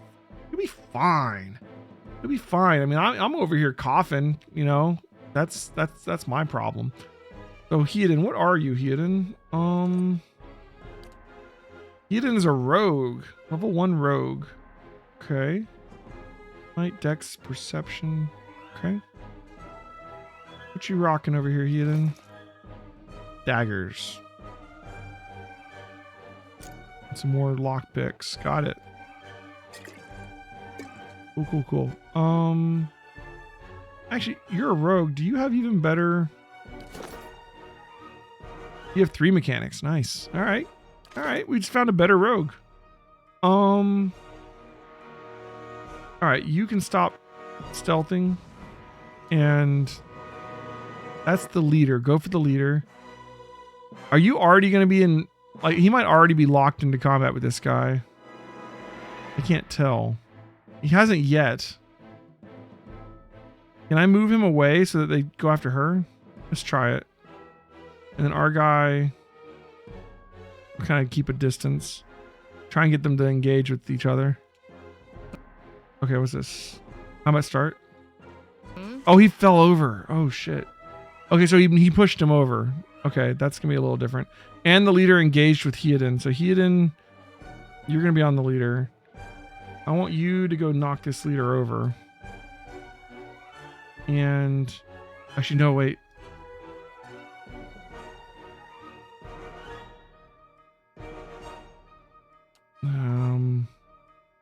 Make sure this guy doesn't come after me. I can't be taking hits. Heodin's in a lot of trouble. Okay, they're ignoring Heodin.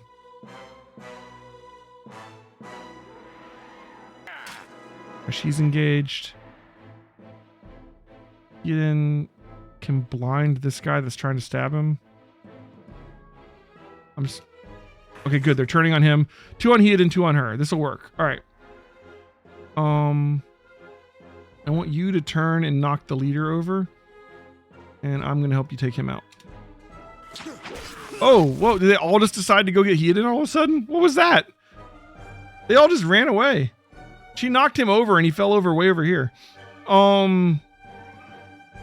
So we hit him for 17. She knocked him down for another 17. He went prone. He then got hit for 0.9 and he got interrupted. But he looks like he already got the blinding strike off for another 19 slashing damage on this guy. The Heodin's doing fine, and then they all just decided to run over to Heodin at the same time. Ivysaur, welcome to the stream.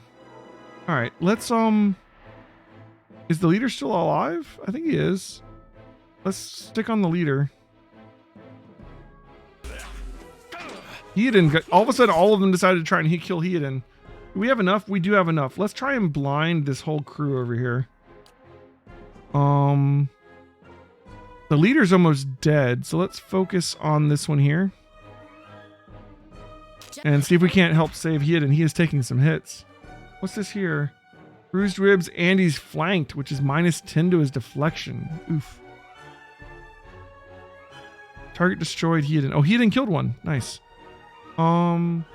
You only get 1 blind per encounter. Okay. That's fine. You have a second wind that we can use if you need it, which you might. Go ahead and focus on this guy next, I think. Actually, no, here, help finish off the leader. Get that blind up. Perfect. All right, the leader's down. Everybody attack this guy next. And you've got another knockdown, right? Yeah, knock this guy down too. This is going great. That guy's dead. We are pumping out the damage. And this guy's still blinded? Yeah, for 16 seconds. He's screwed. You get this once per encounter. Can you use this? Is there a reason you can't use this?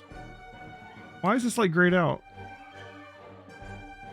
It says once per encounter. For some reason, it won't let him use it.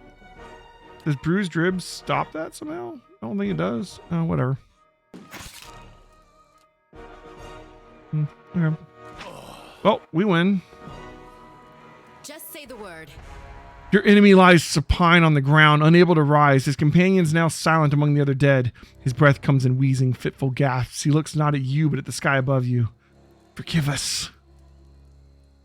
Barely audible, beneath the choked sighs, a whisper of wind stirs the air.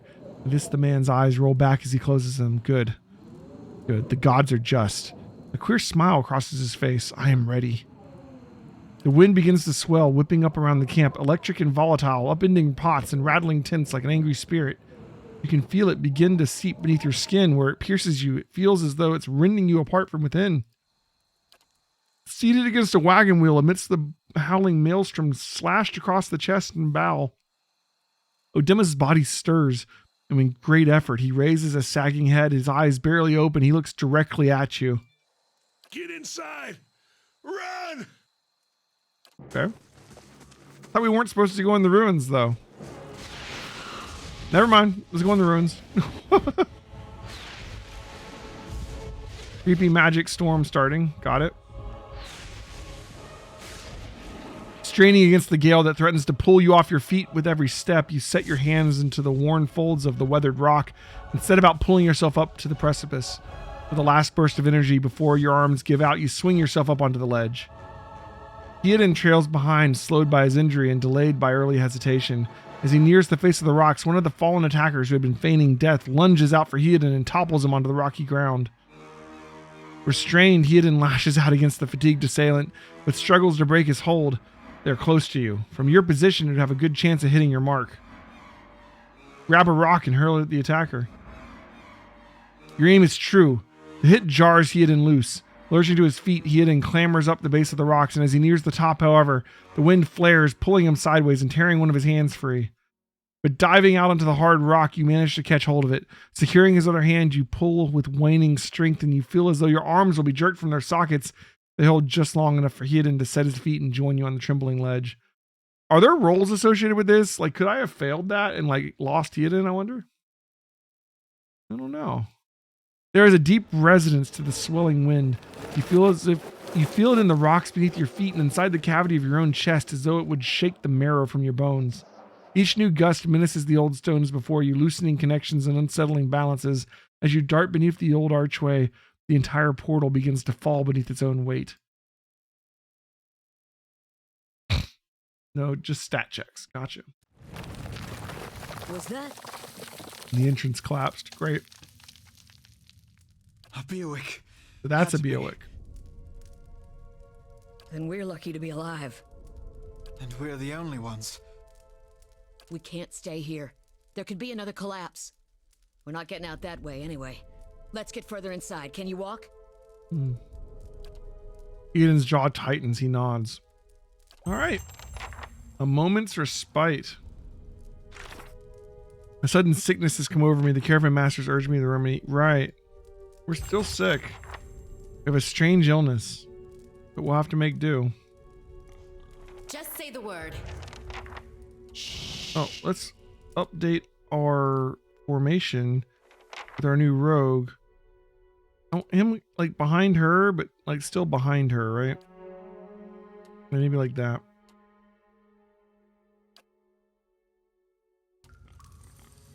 Just say the word. The lower level of the ruins has been blocked off by fallen rubble. There's supposed to be stairs there or something? Okay. My miniature giant space pig here. That should be far enough. But what His now? chest rises and falls visibly with each breath. What now? We just walked 5 feet, Hidden. We look for another way out. Storm has to die sometime. What happened out there? Felicia shakes her head. Windstorm, one of the kind they only get in Air Glanfath. Not too many people live through them, so it's hard to know what's true. The Glenfathan word is Beowick. To them, it's the gods' way of reaping souls off the land that couldn't find their way out. But they'll take a living soul as soon as a dead one. Still got yours? Who attacked us? Glanfathans. They'd be those hut dwellers that Dima warned you about. Look to be Fangs of Gwalwain, who are the twitchiest of the lot. They go ruin to ruin looking for fights with colonists. Poor old Dima, I think he half expected this once we lost the main road. They said we trespassed. I don't believe that. Adima would never allow it. But as much as the Fangs are hotheads, Glanfathans don't attack without being provoked. Either they saw something, got the wrong idea, or he glances down the passage beyond. Or there are looters in here with us, and that's not something we need right now. Probably looters. Got it. You don't seem too upset about all this. Calisha looks in the eye, volatile current running beneath her voice. Maybe you just don't know me enough to know what I look like when I'm upset. Maybe I've seen worse too. Seen worse and kept walking because there's nothing else to be done and because the other people you care about who still need you. All right, let's get going. Eden takes a step forward and his knees buckle. Before anyone can catch him, he stumbles to the ground, his cheeks striking the time-worn cobbles. Eden's having a rough time, guys. Rubble is such a good word. Rubble, rubble, rubble. On unsteady legs, he claws his way up the wall and back to his feet, but his stance is shaky like a sailor walking on land after a long time at sea. Could we maybe stay here and rest a few hours? I've lost some blood. It seems quiet off to the left. Might be a place to rest there. You discovered some camping supplies. You can use these to rest. Easy difficulty allows you to carry more camping supplies, but hard restricts them severely. If you run out of camping supplies, try to find an inn. How many can we carry? I hate to say this, but we can't afford to stay put. Those Glonfathans were riled about something. Could be we got company. That's a good point. Looters will be armed. He has a couple bruised ribs. He'll be fine. We can't be caught sleeping in their beds. Please, I just need to lie down for Suck it up, Eden. Then we can move as fast as you want. Maybe you didn't hear me.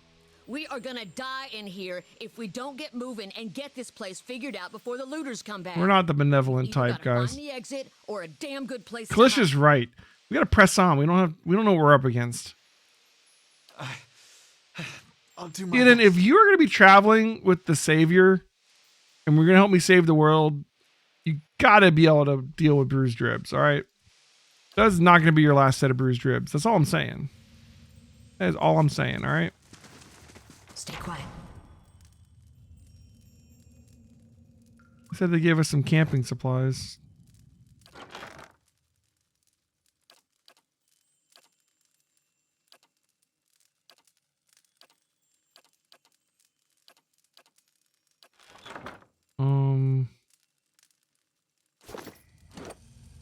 I believe them, but is that what the one is here? Okay, so I guess we have one. Loot. Anything secret? No. Look at this, like, interesting thing going on here. A small shield. Oh, you know what? Here, take a shield.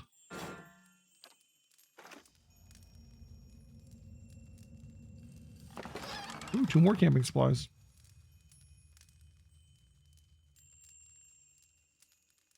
You can only carry 2? They weren't kidding. Severely restricted, huh? A mace. 13 to 19 crushing. You know what? Let's give you this in case you need to do crushing damage. Maybe. Let's see. Right now you have a slashing weapon.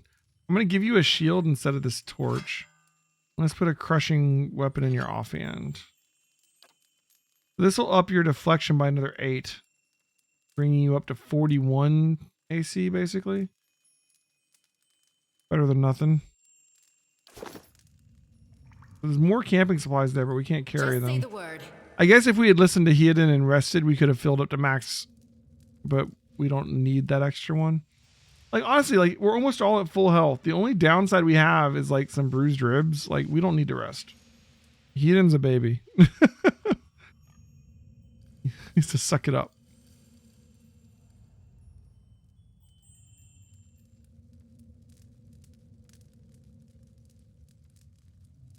A trembling, sickly creature emerges from the dark, clutching a spear. Knobby elbows and thin ribs show through its scaly flesh. You recognize it as a Zarp. It watches you cautiously, breathing in ragged sighs. The kobold, right? It's a kobold. Zarp, huh? We're not benevolent.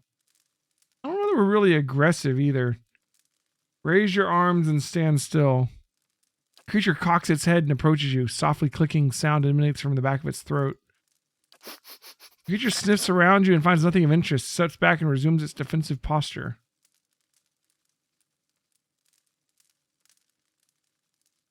Weird. Alright. You back away, it watches you as you go. Seems like there's something we can do other than just kill it there. I'm not sure. It's this way. The Eastern Reach is a dangerous place full of lurking enemies and carefully concealed secrets. Enable scouting mode. I'll go on ahead. Those tiles look suspicious. No kidding. There's a Let's door be right there.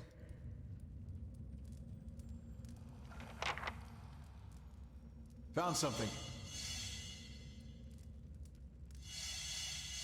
Fair enough. 15 XP. 45 XP. 15 XP. Who is calling my work phone in the middle of the dang night? Sorry about the noise, guys.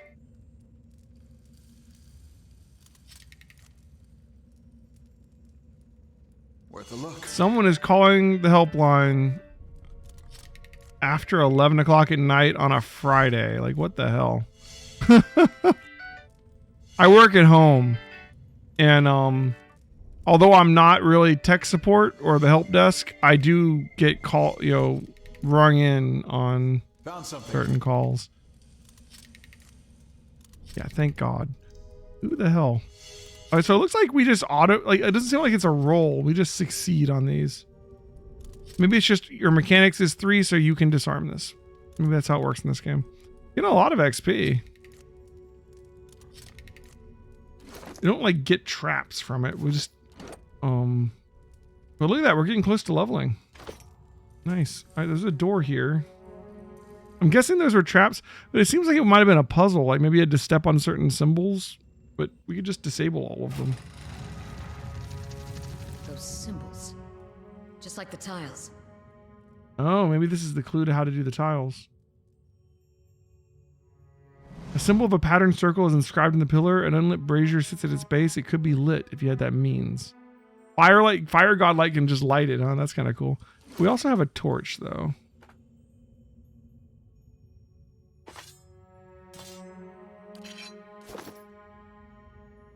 Use the torch to light the brazier.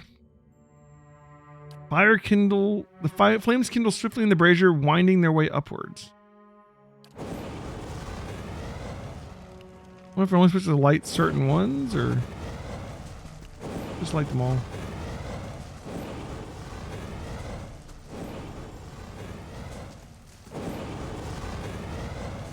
Did it do anything back here?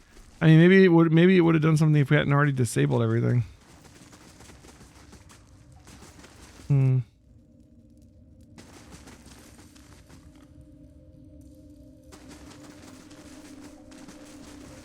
Be quiet.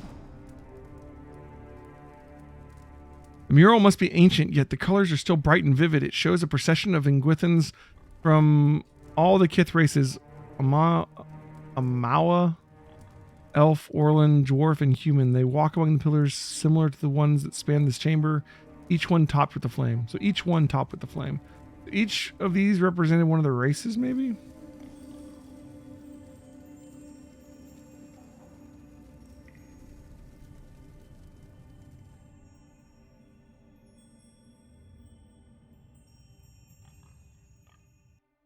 There's an ooze. Oh, there's more than one. All right, you two hold back. You go in.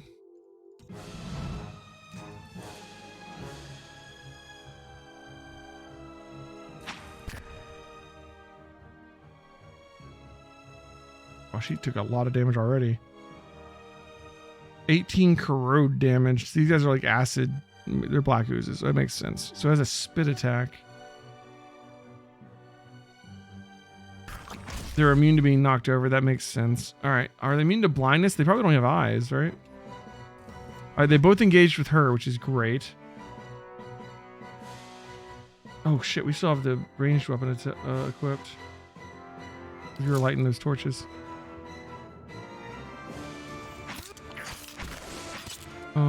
Let's see if we can blind this one. Oh, good. Yeah, our crossbow does a shit ton of damage. And let's go ahead and use our mind wave on it.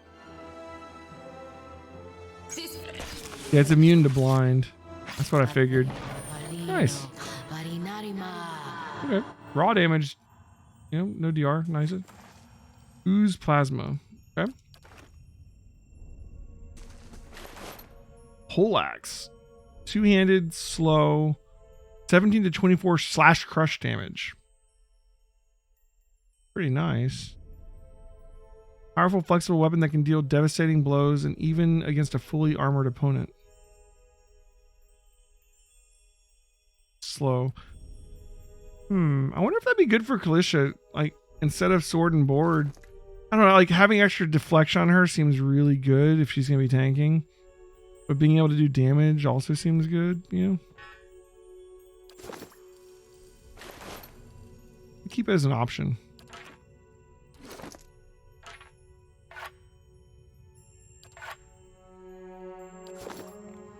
Yeah. They'll never know I'm here. Keep sneaking because that's how you find stuff, What's right? that muck on the wall? Right, there's something here. Viscous and oily. This muck clings to anything it touches. A viscous slick of something dark and tar-like runs down this wall. The shapes and bulges in the ooze suggest that something lies beneath it, but you can't tell what. Use your water skin to clear off the ooze. You rinse the ooze away, revealing an intricate relief of a man's face. The sunburst surrounding it is chipped away in places, but the detail of its head and the tight curls of hair and ridges and pointed ears still showcase remarkable craftsmanship. One eye socket is empty. A gem fills the other. We're looking for a gem to fill the other one in, maybe? Probably in another part of the dungeon. It's pretty straightforward. You gonna put me on your tablet and take me to bed? Have a nice stream? We just met to bed on the first night. No, I'm just kidding. Thanks, man. That's awesome. I stream almost every night. For all our new viewers out there, I stream pretty much every night, except for Saturdays. Usually on Saturdays, I'm either running my Pathfinder game or hanging out with my wife. So instead on Saturdays, I stream in the morning. But pretty much every other night of the week, I will be on at around 8 p.m. Eastern until around midnight. Sometimes later. Depending on the week. Sometimes I take Fridays off because sometimes our friends come over Friday and we play board games and stuff with them in real life.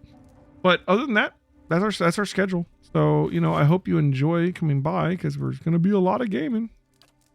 Oh, a relief gem. Oh, I think we just solved that puzzle. What kind of armor does she wear? I'm going to check that out. Looks like we got some kind of book here. What is she wearing? She's wearing medium with 7DR. Even tankier than this. All right, put that away. What do you wear? 6. Okay, so you have leather on. All right, let's check out this tattered journal. This small folio is torn in several places and blood is soaked into several of the sheets. One later entry is still legible, however. I can't believe my luck. A few rounds of dice and I've got my hands on a genuine Ingwithan artifact. The fellow who had it said it was a pretty nothing as far as he's concerned. He's not willing to go digging in some ruins. But if he's right about this gem leading to a hidden treasure, even that's worth sneaking past a few painted elves. I'll head to the Saint Lys in the morning. And then it's just a matter of finding this relief he was talking about. Okay, we've already found the relief. Dude. That's awesome. Where'd it go? Oh, it's like it's in the like quest items pocket. Okay, cool. Oh shit, let's go back. We've almost finished this map, it looks like. All right. I mean, I heard the words treasure. You know what saviors of the world need? Treasure. Treasure makes saviors stronger. All right, place the gem in the eye socket. The chamber begins to rumble, stray rocks dancing across the tile floor. Finally, a large section of the wall gives away. Hello. Oh, there's an enemy in there, though. Kalisha, get over there and fight this lesser black ooze for me. Nice. It already knows who to fight.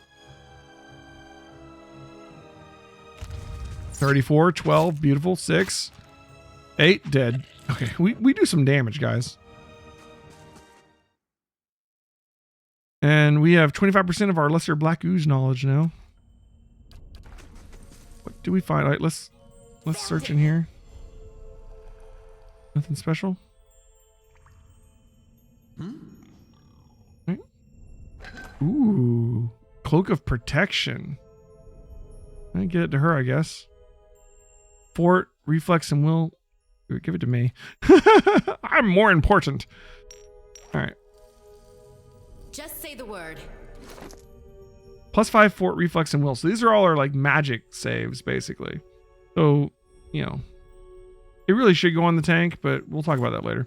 For now, look at my cape. Oh, it's got some physics.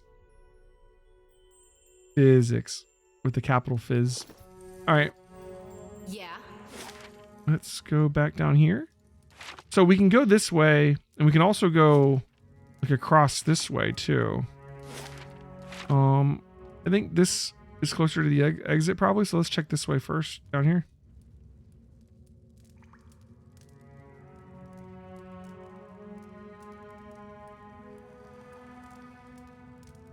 See you later, Claire.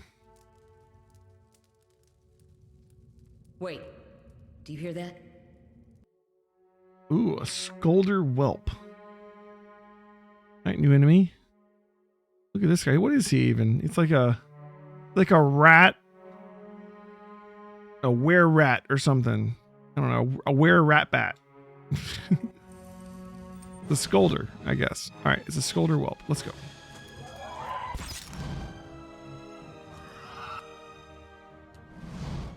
Is he already dead? He's already dead, isn't he? Damn. We put out some damage on this group. Scolder meat. Oh my god. We can't wait to craft with that. You'll never know I'm here. That looks weak. Ooh, Could hello. be a shortcut. A hatchet. A crack runs along this wall from the floor to the ceiling. A light gust of air passes through it. Use the hammer and chisel we found to weaken the wall. You set to work. The crack lengthens and widens with your efforts, but the process is more taxing than you expected. Sweat beads your forehead and your muscles begin to ache. Look, we got work to do. Continue chiseling. After several long moments, you begin to see a light on the other side, and with a final tap, several blocks of the stone shift and then tumble loose, clearing a gap just wide enough to pass through. We lost our hammer and chisel. That was a one-time use. Okay. Got us through, though. Just say New the section. word.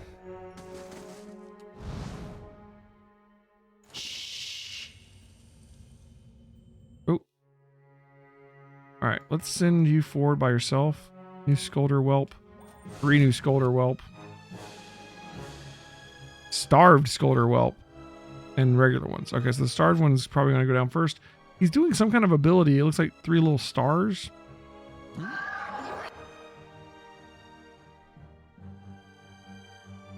Looks like it stopped her moving. Start the combat. Don't disengage. None of that. Knock this one over. This one's almost dead. Oh, this one's coming for me. Shit. Change target. Shit. Switch weapons. He's still engaged.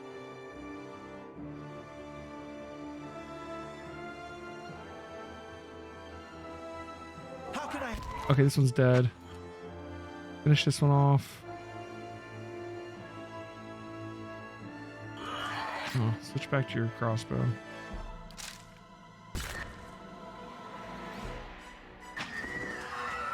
That all worked out. Gotta try and work on making sure they don't come after me like that, though. Yeah. We prefer that they didn't. All right, looks like they didn't drop anything. They'll never know I'm here. So 100% of our Scolder Whelp Bestiary progress is complete. Oh, ooh, here we go. That's ugly. Like they have like kind of like a bat face, but they're like tall. They got like a rat tail, kind of. Like a hairless rat, were-rat or something. Oh, you get all of their stats. Scolders are large mammalian creatures that dwell in the caves in total or near total darkness. As a result, they have very poor vision and rely on their sense of hearing to navigate and find prey. The protrusions and hairs on their ears allow them to detect airflow, which is key to telling the direction of an underground environment. They communicate through screeches and clicks and use these vocalizations in a form of echolocation. They are communal creatures and will nest and raise young together. Okay. Cool. We haven't learned everything about the black oozes yet. Lots of question marks still, but we've learned a bunch. We get the text though. That's cool. Young wolf. We're still missing their damage numbers. I like how the bestiary like uncovers. That's kind of cool.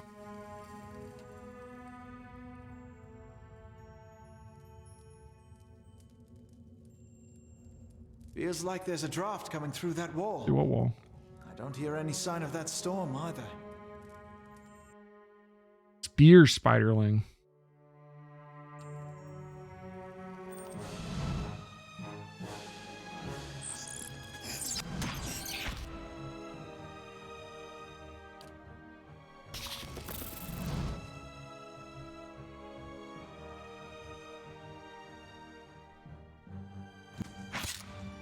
That was easy.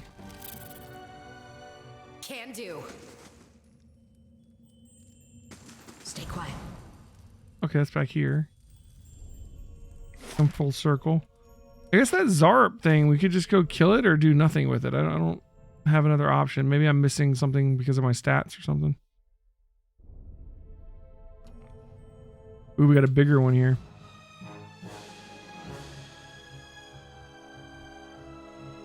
Just say the word.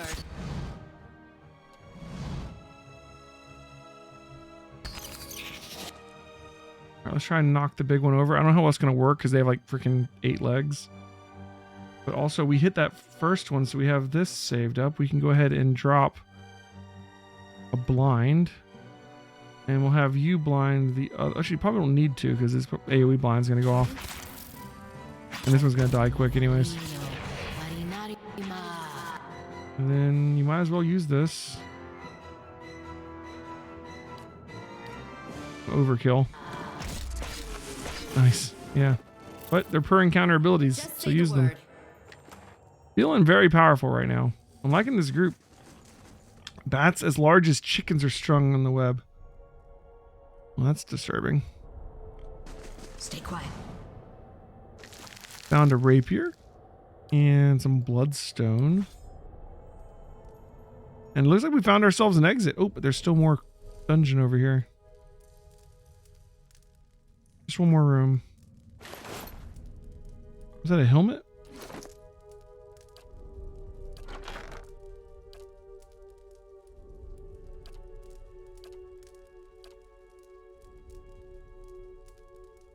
It doesn't actually give you anything. It's just a helm. It's worth 10 copper, but there's no like mechanical value to it. It just makes you look like you have a helmet on. Okay. Interesting. Like there's like literally no stats. And some more stones. Making sure we get our mechanics guys close enough into the room they don't find anything. All right. Well, I guess it's time to head out of here, guys.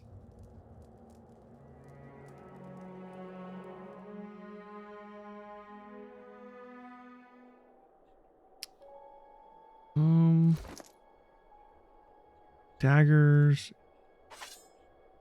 I like the pole axe. It's pretty good. We got slashing here. We got slash crush here. So this is like 2 different damage types too. So that's pretty good at getting around some DR and getting our DR just by doing more damage. And then this is a more defensive option. And then this is Crush in case she wants Crush on her more defensive option. It's a pretty good setup, I think. Oh, cutscene. 4 robed figures stand before an otherworldly apparatus, an ancient structure of chiseled Adra and metallic veins, ominous and looming like a silent observer. Standing motionless in their midst is what appears to be a human body, colorless as stone or ash. The other figures gaze upon it in what might be contemplation. From your vantage point, you are well obscured from their view. They can't see us. Some kind of cult thing going on here. The figures closest to the machine stands out amongst them. A thick gray beard frames a face otherwise hidden beneath a metallic mask. His faded robes are embroidered with runic language unlike anything you've ever seen, and he wears a strange black headdress with 2 protrusions that jut out like wings of some malevolent creature. Oathbinder, bear witness, and see this man has kept his Talking about word, petrified body? true to his last breath, full to his blood's last drop. Guide his soul, Queen that was. and regard it among your favored. Let his life by the key be his confession. Let his death by the key be his absolution. May he walk the world ever free of the crushing weight of the book. Oathbinder. So this guy's petrified? Your brother has done his part, and you have seen the power of his contribution. I will accept no further hesitation from the rest of you. In the sight of the queen that was, will you fulfill the oath? Will you take your place beside your brother in the endless esteem of her memory that is without flaw? Step forth and be assured of the great worth of your life's course.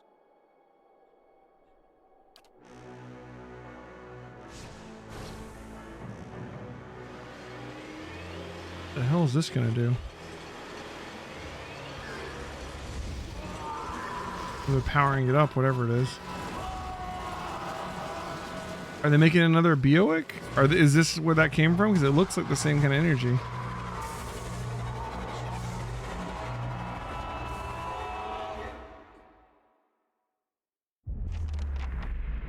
For an instant, the apparatus goes quiet and the air is still, and then all at once it erupts with a concussive surge.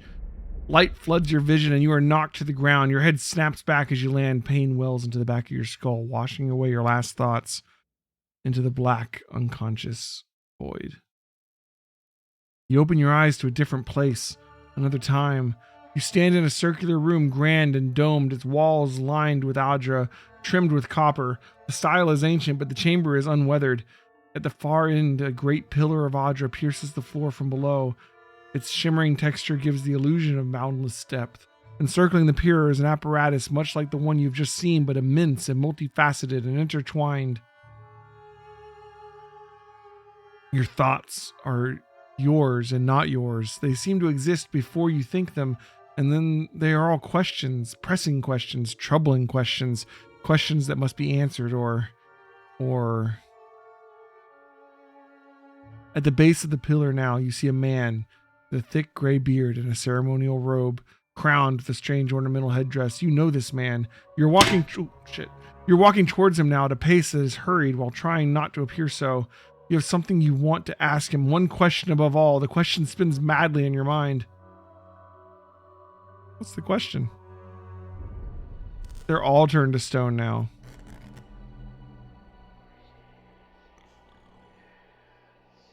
You awaken to find your malaise is broken, only to be replaced with something far more concerning. Faint whispers are audible at the edge of your hearing, like a ringing in your ears that does not subside. Movement flits through your periphery, but when you turn to look, you can see no sign of whatever it was. You find your gaze regularly darting this way and that, an involuntary paranoid tick. If this is a sickness, it may be dangerous to go without treatment for long. The figures at the machine stand frozen in place, flesh and blood replaced by cinders and ash. The man who led them is nowhere to be seen. We've gained fatigue. Okay. Gilded and Kalisha lie bloody on the uneven cobbles, their bodies twisted unnaturally in death. Okay, so we lost our first 2 companions. I guess that's part of the story. You are alone and far from help. Gilded Veil may be your best hope of receiving treatment before things get worse. We've leveled up. Now we loot our friends' corpses.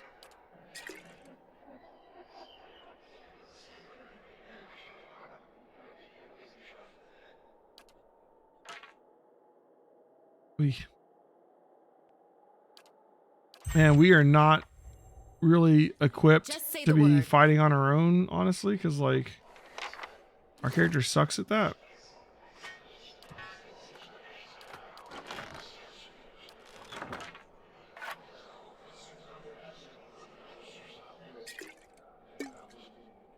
Because just say the word. We're really easy to kill. But I guess here we are. We have to try and find ourselves another companion soon. Hopefully a tank. Someone on the being stretched on like a rack. Random visions of torture. Lovely. We're going crazy. Or we're seeing something. Very disturbing. Flesh vessel. Vessel flesh. And he just like disintegrated. We're like ripping off parts of, oh my god. Is someone being burned at the stake? Is it just visions of torture? They just disintegrate when we take a piece of their flesh. I wonder what you do with vessel flesh. Nothing will slip past me. Massive structure is formed of stone, audra, and copper. They're covered in strange glyphs. The air around it vibrates with unusual energy. You know, we should really get away from the thing that turns people to stone. Grab this, though. Get out of here. Doesn't seem to be much we can do with it at the moment. Gilded Veil. Oh, we gotta go through the Veil Wood. 6 hours. All right.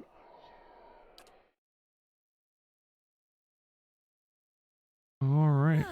Time to bring out the bedrolls, I think. Well, guys, I think we've basically gotten through the intro. We have, we're solo now. We're gonna try and make our way to Gilded Veil, which I guess we have to get through this place without any party members.